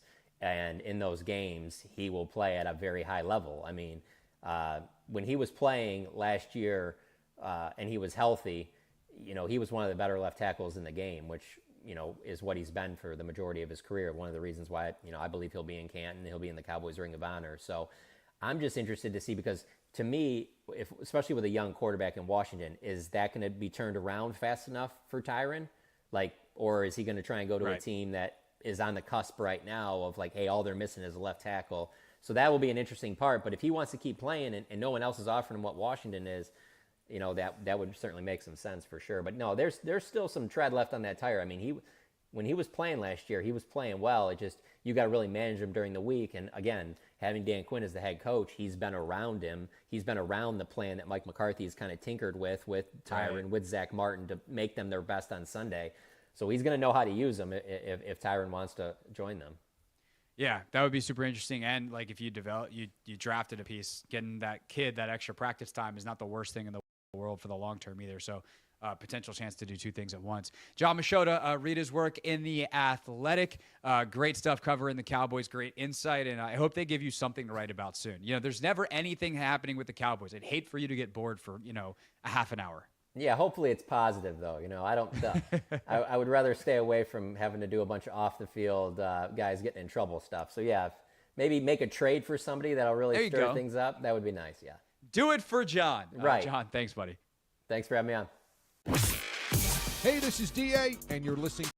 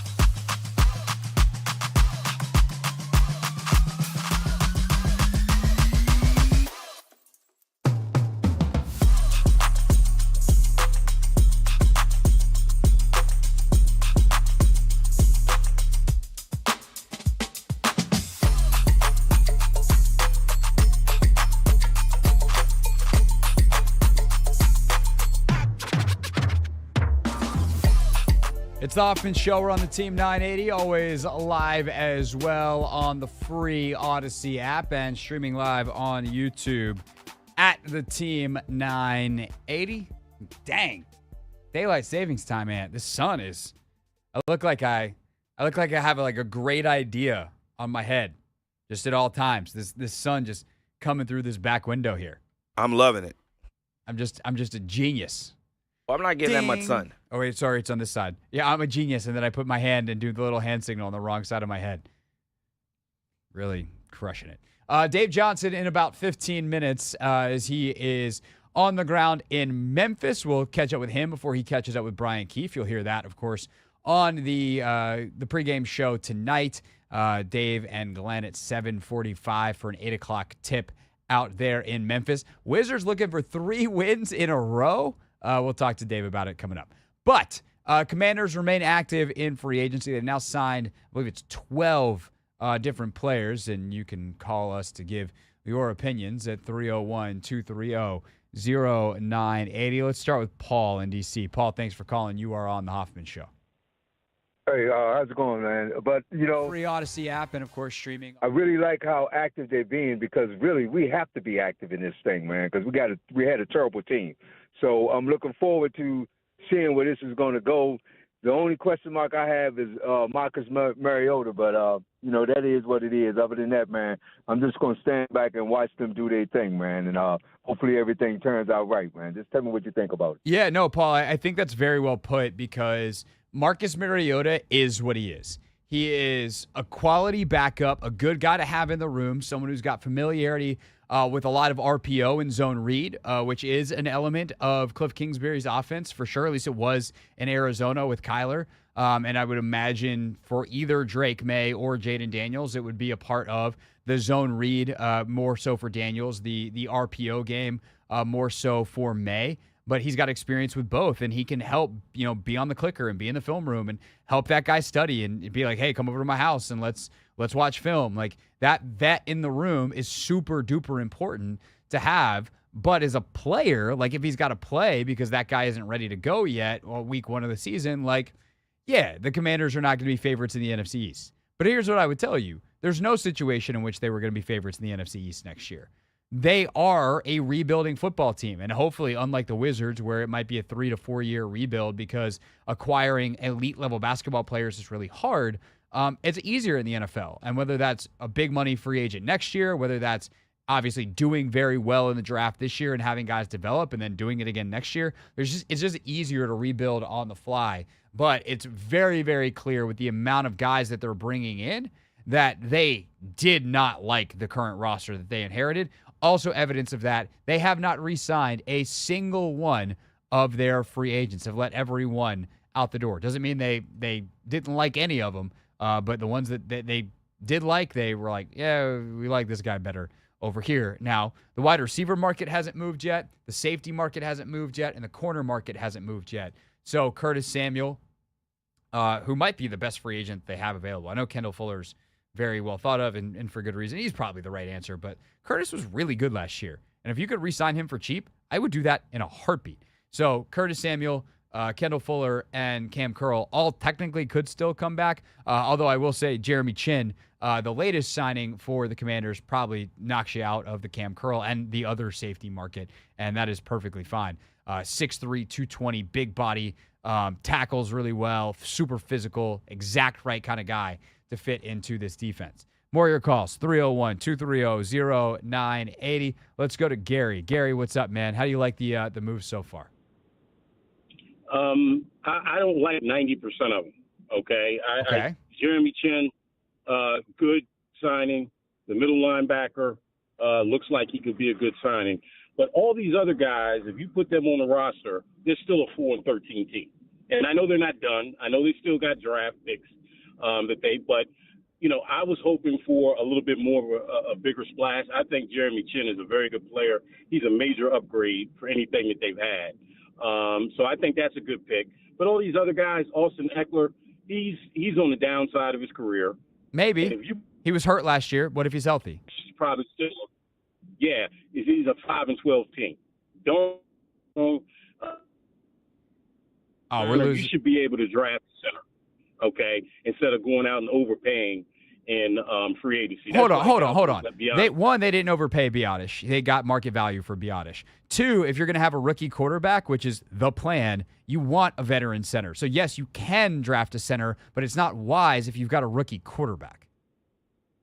Well, what I said is they didn't hit on the center before. Yeah, but that wasn't the dudes that were here now. That's different people making decisions. Do you want them to get better or not? Yeah. I want them to get better, but the fact of the matter is I don't think that they moved the needle a lot, okay? For all the money that they've had and all the cap space that they've had, I think they went out and got a bunch of average players, okay? That's what I think. Okay, so what would you expect them to do to have gotten out of the hole that they are currently in, that none of the people that are currently employed there put them in? They could have gone out and gotten Patrick Queen. I think Patrick Queen was What position does Patrick player. Queen play? He plays linebacker. What linebacker position? It doesn't matter. They need all linebackers. Yes, it does matter because they have a guy in Jamin Davis who is a first-round pick a couple years ago. They still are going to pay no matter what this year, who plays the same exact position as Patrick Queen. They don't need Patrick Queen. They need a Mike linebacker, which is something that Frankie Louvu can do. That's not what everybody's talking about. They're talking about moving Jamin Davis around like they had Micah Parsons. That's Who's what everybody else has been talking about. Because I can tell you the they ain't coming from inside the building. People on your station, okay? That's what they've been talking about, that Dan Quinn wants to use Jamin Davis potentially like Micah Parsons. That's what I'm hearing. No one has said that. I listened to the other shows. What are you talking about? All right, you're crazy, man. Listen to your people on your station. Who said that? They're saying that they wanted Who said that? Jamin Davis. I listen to the junkies. Okay, I listen to the junkies in the morning. All right, I listen to Chris Russell. That has been said that they want to try to move Jamin Davis around potentially like Micah Parsons. Okay, they would like to move Jamin Davis around some. He is not going to be Micah Parsons. There is more flexibility within this defense, but he's not going to line up at edge every snap. He's a weak side linebacker. Okay, we take these guys one by one. Dorrance Armstrong is an average player. Okay, he would have led the Commanders in sacks last year. Next, how many sacks did Chase Young have? He had none. 7.5 sacks, right? Last year? No, he had 7.5 sacks. Last year, he had a total of 7.5 sacks the whole year. Okay? How many of them came in Washington? Just with the Commanders. Not just with the Commanders, but total. All right? I'm not sure Dorrance Armstrong is better than Chase Young in 2023. Okay, he had 5 in Washington and 2.5 in San Francisco. That's 7.5 sacks. That's what I said. He had 7.5 sacks. Okay? And these guys, I like Jeremy Chin. I like the middle linebacker, but all these other guys, if you put them on the roster last year, they're still a 4-13 team. That's my point. I was hoping that if they make a major splash, at least going out and drafting all these players, there will be at least 2 or 3 players. Okay, we went out and got the best person at the position, and that still may happen. But the question is, how do you think we've done so far? And I don't think that this has moved the needle as much as I was hoping for. Okay, well, I think your hopes were very, very outlandish, and you have no ability to see beyond what is 2 feet in front of your face, which is that they have completely revamped the attitude of this team. They have completely built this in Dan Quinn's mantra and mold. They have brought in a bunch of players who, unlike the last group, and if you're going to come at me with a bunch of nonsense about what other people who aren't in the building think about what they can do with Jamin Davis when you're actually twisting what is the reality of the situation, and an argument for Chase Young, I know I don't have to take you very seriously. Because Dorrance Armstrong, as a part-time player, had 7.5 sacks last year. Chase Young, a alleged generational pass rusher, also had 7.5 sacks last year. What are we talking about? Dorrance Armstrong was designed last year to be a guy that wasn't going to be a double-digit sack guy. Chase Young, we were hoping could push the NFL record for sacks in a season in his career. And by the way, Dorrance Armstrong's a really good run player. So that is a very silly argument to which you are wrong, that Dorrance Armstrong might actually be a better player than Chase Young. Nevertheless, so there's one upgrade, because I'm going to count that. 2, they don't have anybody else at edge, and they got Dante Fowler and Cleveland Ferrell, and they can still make more moves. Frankie Louvu is the best linebacker they've had in years from day one. Chin is a good signing. They upgraded on the offensive line at center. They upgraded on the offensive line at left guard by getting Nick Allegretti. Like, I can make an argument they upgraded a kicker and long snapper too.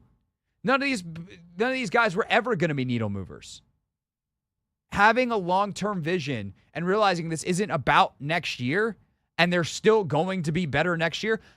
Also, the roster last year wasn't a 4-13 roster. The most important upgrades they made were the coaching staff because they went from the worst staff in the league to one of the better ones if Cliff Kingsbury works out as OC. We'll see. I have a lot of faith in their defensive coaches, and they have a really good offensive staff. And if Cliff can put it together as OC in a way that he couldn't consistently as head coach in Arizona because he had too much on his plate, then they're cooking. So, sorry, Gary. You gave you a chance to convince me, and all you did was not. So, there's that. You're allowed to have your opinion. I did ask you what you thought. I just think what you think could be better shaped into a more positive opinion if you really actually looked at the facts as they are in front of you. That's my take. Dave Johnson, quick hit with Dave before he talks to Brian Keefe next.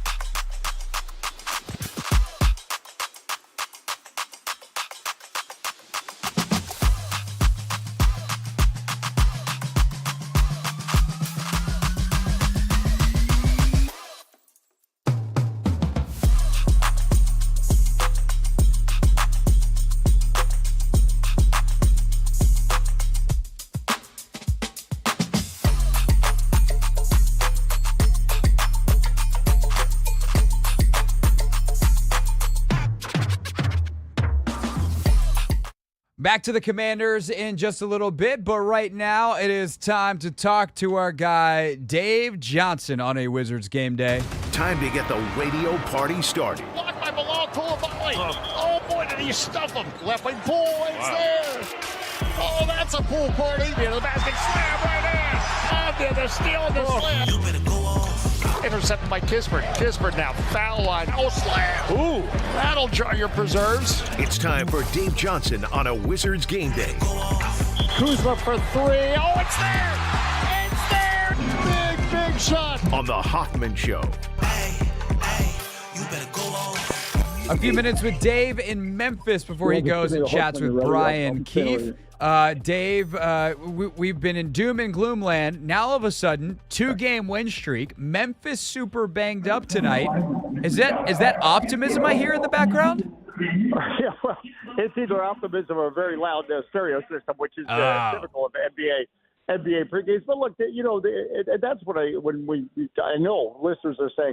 What is Dave drinking? Or he's too Pollyanna, he's too positive, and he keeps talking about, what a great group of guys this is to be around. And I get it. The point is, it's not a popularity contest about personality. It's about winning games. But again, I say that from almost 30 years experience that I've been around teams where you thought this is just not a good vibe. And oh, by the way, we're not winning.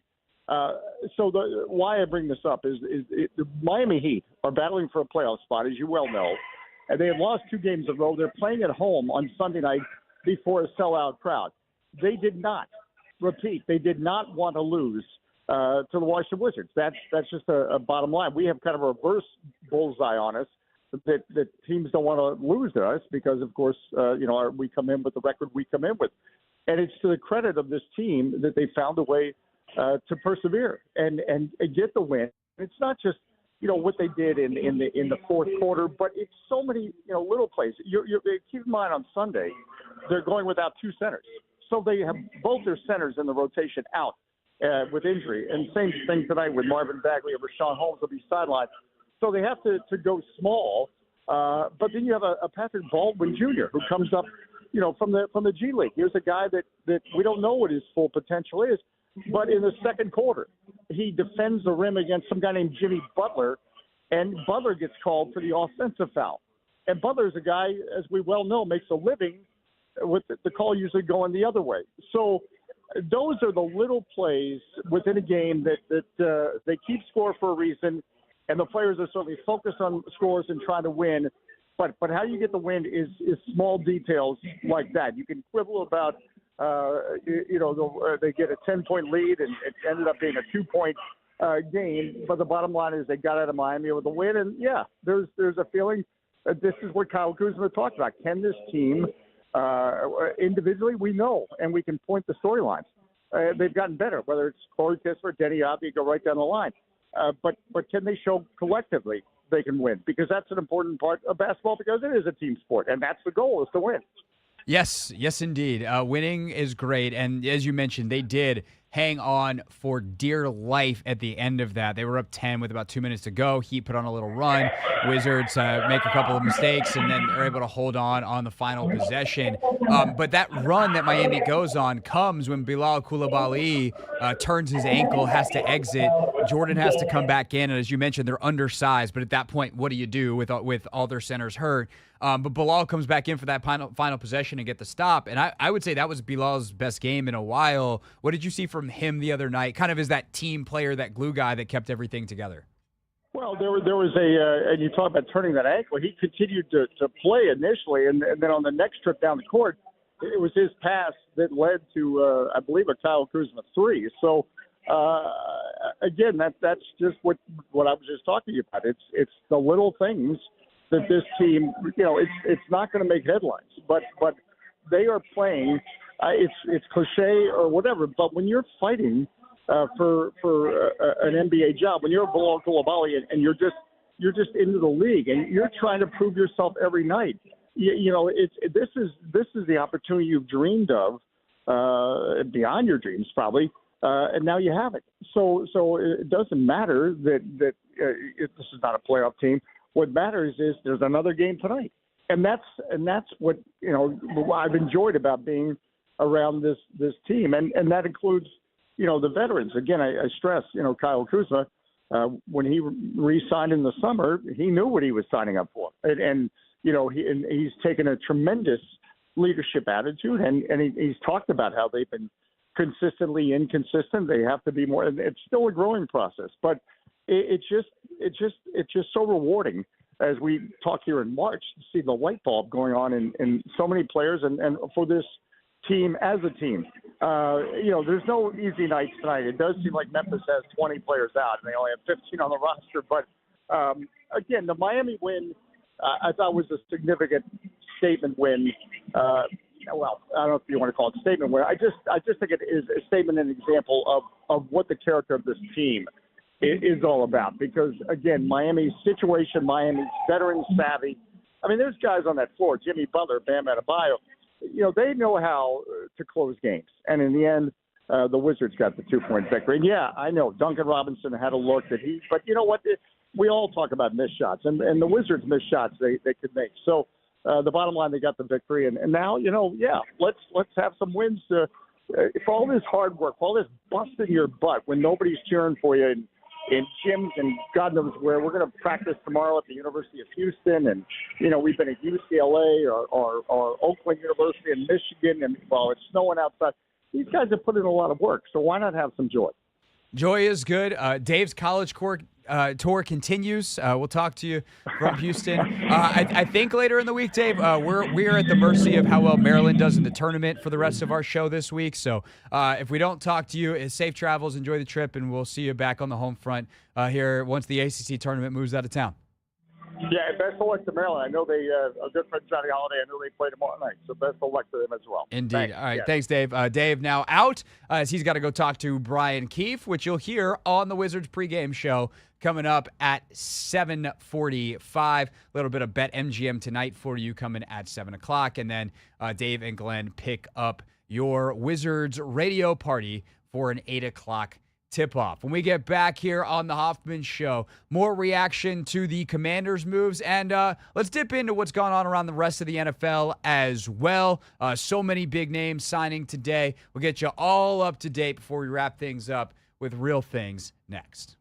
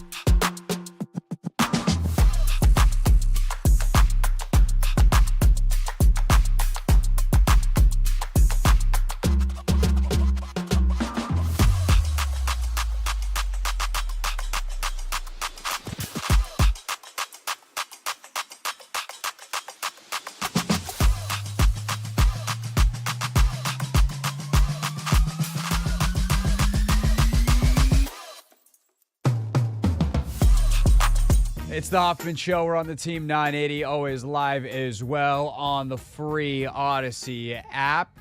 NFL free agency rolling on, and the Commanders have actually not made a move in the last 20 minutes, which is the first time it feels like in a while, Anthony. But we got plenty of other news to catch people up on around the league. I think we even fire up the music for this. I think you go full around the NFL here. You ready for this? I think so. See, I'm stalling because I can't even find the bed. We haven't used it in so long. Oh, yeah. Yes, sir. Feel it in your bones in March. And then go out and get some sun. It's beautiful out right now. DC remaining undefeated in the spring. All right, around the NFL we go with the free agency news coming in.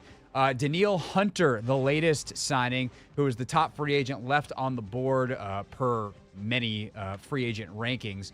Danielle Hunter headed to the Texans, who have done a ton to revamp their roster in year 2 under DeMeco Ryans. But he being Danielle Hunter, the Vikings pass rusher who was replaced by Jonathan Grenard up in Minnesota, amongst others, is on his way to Minnesota. I think the door closed on that for Washington when they signed Dante Fowler. Like when they initially had just Dorrance Armstrong and just why am I now blanking on the other DN they signed? Dante? Fowler, and then there's a third guy they've signed, right? Am I making stuff up? Oh, Cleveland. Cleveland Farrell, thank you. Yeah, Farrell this morning. I thought when they just had Farrell and Armstrong, I was like, there's still room for Danielle Hunter if you can get the price right. But I think when they signed Dante Fowler, that was the sign that the door is closed. You're not going to bring in 4 outside free agents at edge. That would be way too much. In terms of that, like, starter level, they might still bring in a replacement guy. Maybe you try to get a different body type in here. Maybe you still try to re-sign James or Casey, but probably you just move forward with KJ Henry, Andre Jones, those 3 and a draft pick. And now you got six edges, some of whom can play inside, to go with Daron Payne, Big Phil, Jonathan Allen, and probably one other D tackle, whether that's like an Amir Abdullah, who I think is still around, or someone else. We'll see. But Danielle Hunter on his way to Houston. What else has happened recently that we think is a good one? I think Derrick Henry, we should probably talk about that. Derrick Henry going to Baltimore. I mean, it is kind of hilarious how they were like, yeah, let's make sure we get Lamar passing weapons. Let's spend on Odell. Let's spend on this. Let's spend on that last year. And it went pretty well. Lamar won MVP. Lamar showed himself as a passer for sure. But it's like, oh, well, what we could also do is get back to our roots. And let's be the best running team in football, which they also were last year. Obviously, they lose Gus Edwards to the Chargers, and they replace him with a bigger battering ram in Derrick Henry. I love this move for Baltimore. Yeah, I love the move as well, and I think Derrick Henry, he's also excited to be in a situation where he can actually have a chance to be a true contender. Not to say, those Titans teams weren't contenders when, he was putting the team on his back. Ryan Tannehill was playing well. They were the 1 seed in the AFC one year. Yeah, exactly. But I think this is definitely going to be his best opportunity. The defense is still intact. You still got Lamar. Well, mostly intact. We'll get there. Yeah. And then, Derrick Henry speaks for himself, to be honest. Yeah, and he still got it. He was still pretty good last year. Obviously not nearly as good as he has been. 1, because that's an unsustainable level, and 2, because their offense was dog doo-doo last year outside of him. So defenses really were able to get up on him. But now with Lamar and the threats that, Lamar makes any running back better, because you have to play the run differently against him and account for him as a rusher in a way you don't have to do literally anyone else in the NFL, both because of his skill and the frequency with which they run him and some of the design quarterback runs. So Henry, I would assume, is going to be easily a 1,000-yard rusher, if not push 1,300 yards, presuming he stays healthy this year. Anthony, you made a face. Did something else just happen? Was there another signing? No, I was just looking at somebody, one of the signings that I didn't know happened. So. Which one? It was more so the Ron Dart, because he was a part of the Ravens defense that you were talking about. But I do like Kenny Moore staying in Indianapolis, getting a three-year, $30 million deal, highest paid nickel cornerback in the league. I think that's huge for Indianapolis, who's kept talk about 5 of their own. Yeah. The Commanders have kept 0. Amazing what happens when the GM who picked the players is in long enough to get them to their second contract. He's like, yeah, no, we did well. And they're impact players as well, though. So. No, they're keeping the right guys. Indy's doing some things right up there for sure. If Anthony Richardson can obviously come together in year 2, stay healthy, do some things, they could be dangerous for sure. JT healthy from the start of the year. They got to have some things go right. But the thing I like about Indy is what I like about what Washington's starting to do. It is very early in the process, but like they have an identity. Like they're a tough physical football team. And that Z is the heart and soul of it on defense for sure. But like Z's got an edge to him. That's how they play.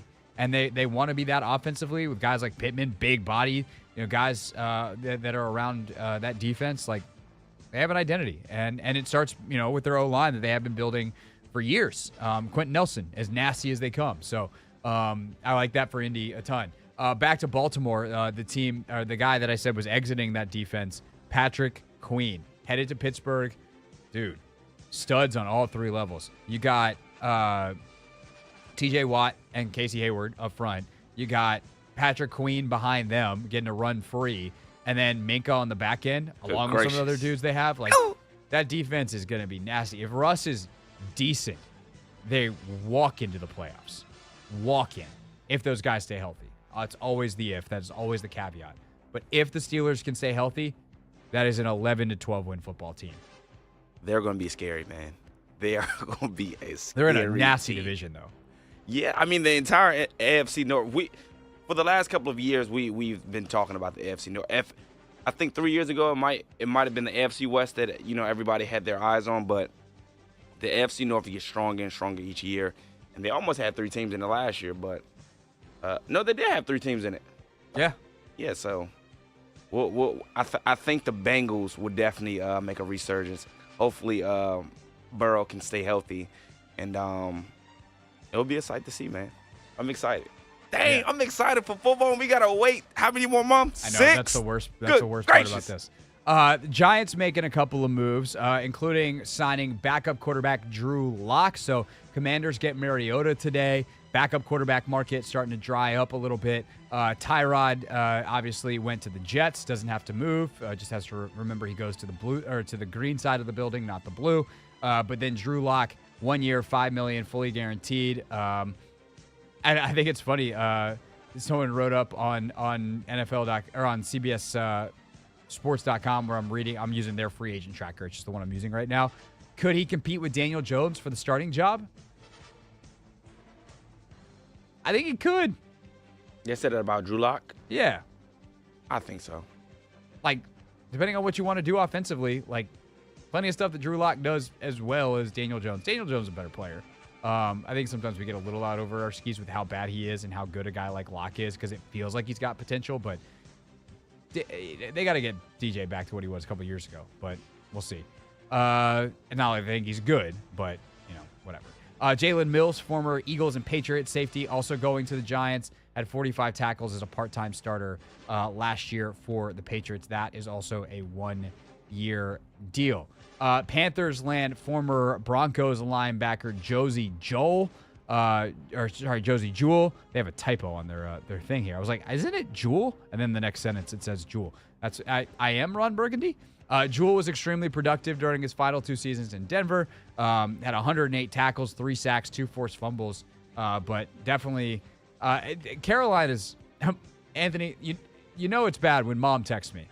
My mom just goes, "We traded Brian Burns. We lost Jeremy Chin. What are we doing?" Down there from her former season ticket holder seat in the Carolinas. They're trying to build it from the trenches out. Like Derek Brown, obviously they prioritize bringing him back. But they trade Burns, they lose Luvu, they lose Chin. And I think a lot of people have stopped talking about the trenches as much as the spine of a team.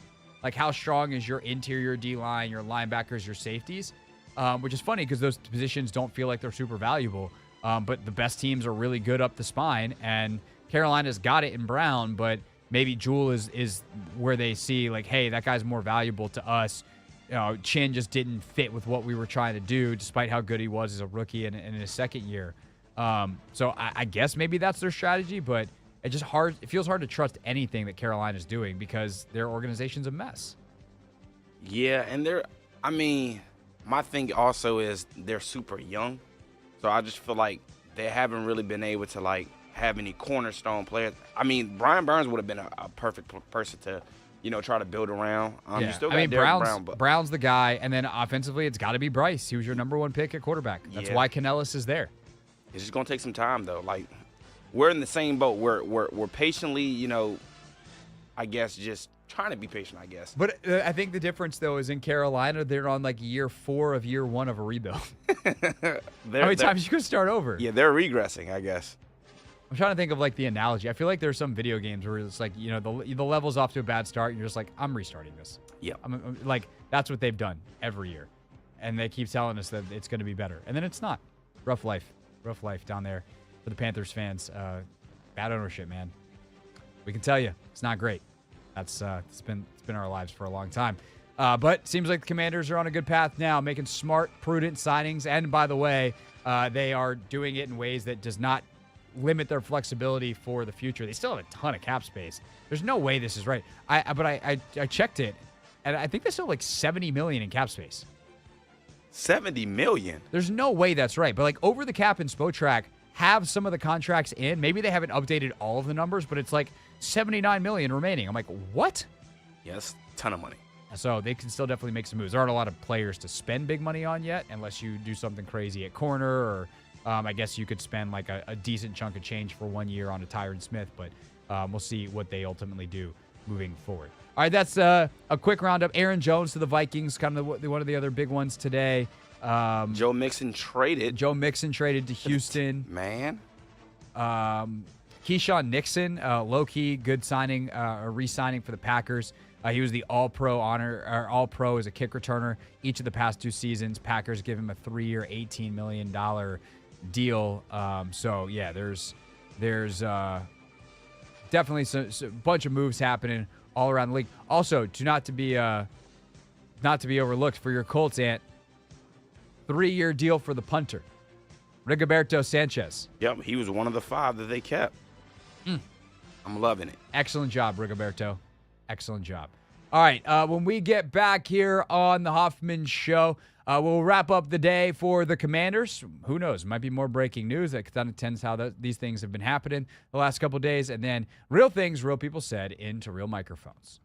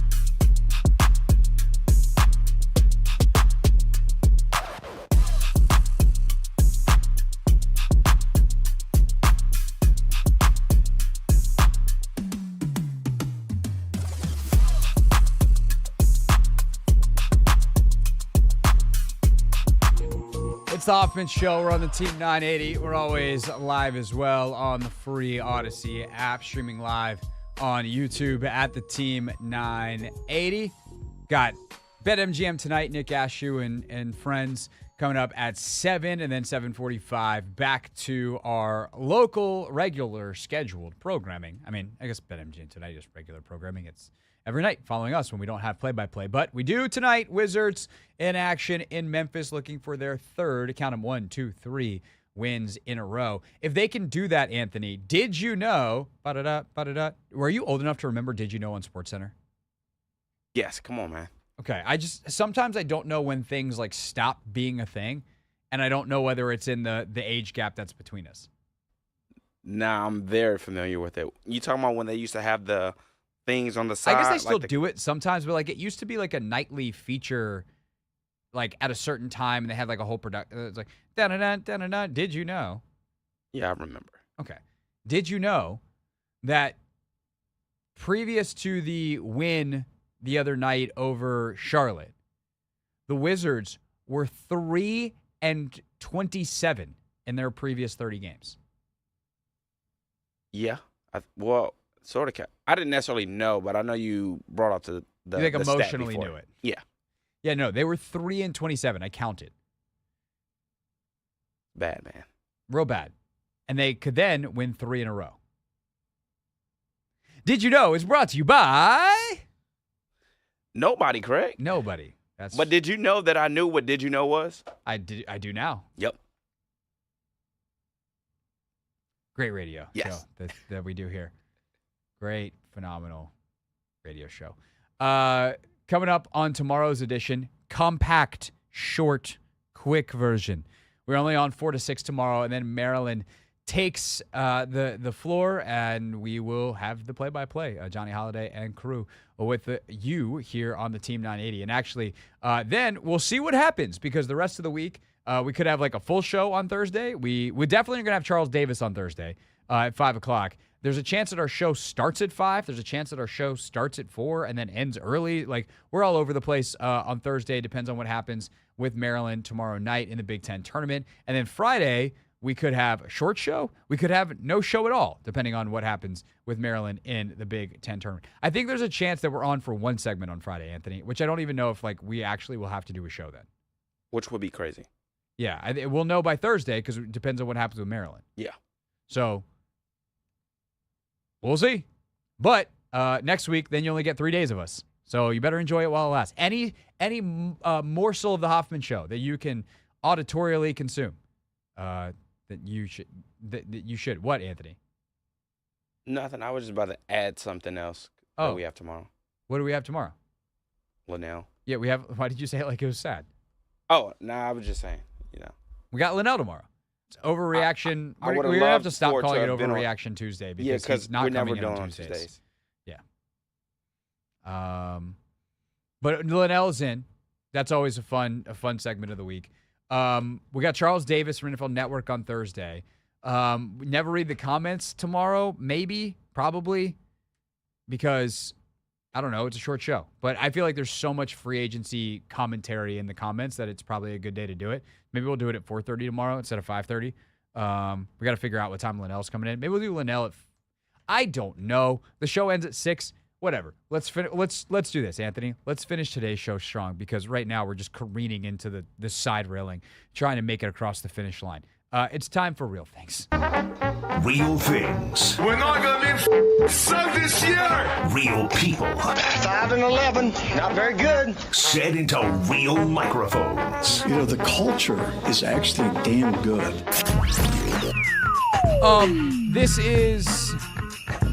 This is a no-brainer. Well, Anthony, do we have the sound from Georgetown last night as opposed to the one from Saturday? From last night. When the coach, when the player interrupted the press conference. No, I don't have that one. Okay, well, we'll save that because we need to give that its proper attention later in the week. Yeah. Okay. hilarity from over the weekend. Obviously, I'm mad that we haven't had a chance to talk about some of the basketball from the weekend. LSU, USC was obviously crazy with the. So my friend texted me and told me about it. He's like, there was a brawl, and then I went back and watched it. I was like, there was not a brawl. There was a shove. A brawl involves punches thrown. That was a big shove. But it was a big brawl, shove. But there's no brawl. To me, a brawl has to involve someone throwing overhand punches. That, to me, is the definition of a brawl. Is if there is someone holding someone else back, and the person being held back is still trying to throw punches over being pushed away from the fight, that is the line for a brawl. It was not a brawl. But to get to that LSU South Carolina game, you needed South Carolina for a buzzer beater against Tennessee, and Camila Cardoso, the center, who has 0 career threes going into that possession, winds up hitting the game winner thanks to advice from her coach, Dawn Staley. So, the last thing that came out my mouth was Camilla. Shoot that blank and blank. That's what I said. Shoot that blank and blank. They had a whole play design, Anthony, and they saw the defense Tennessee was in and that she was uncovered, and they weren't gonna. And there was only 1.1 seconds left, and it's like, we're not gonna do a dribble handoff here. And so Dawn just yelled from the sideline, "Camilla, shoot that mama jamma." I love that every interview Dawn gave too, she used a different paraphrase for what she actually said. Yeah, I mean, my thing is, it's 1.1 seconds. I don't care who gets the ball. I'm not going to let anybody just catch and shoot. You should have been right there. It doesn't matter if she's a center. If that's Shaq, Shaq might hit 1 in a million. Dwight Howard, 1 in a million. Anybody is capable of hitting a three-pointer. Anybody. I mean, the thing is, terrible. Dawn was asked, obviously, why did you do that for Camilla? And, why were you yeah, shoot that thing? And she's like, because she was open. She was the one who was going to be open. So the wide open shot, better than a better three-point shooter with a highly contested shot. Yeah. And South Carolina goes on and wins. Makes sense. Yet another SEC championship. They'll be the number 1 overall seed in the women's tournament. I don't have time to play this. Son of a gun. We had so many good Real Things. And that's the only one we have time for. Sadness. Tomorrow on the show, all the things we told you about earlier. And again, great college hoops the next couple of weeks on the Team 980, starting with Maryland tomorrow night. I mean, really starting last night. We've had conference championship games. We got Maryland. We got the SEC tournament, I believe, later this week. We have conference finals. We have all kinds of stuff. And then NCAA tournament next Thursday and Friday. We'll see you tomorrow.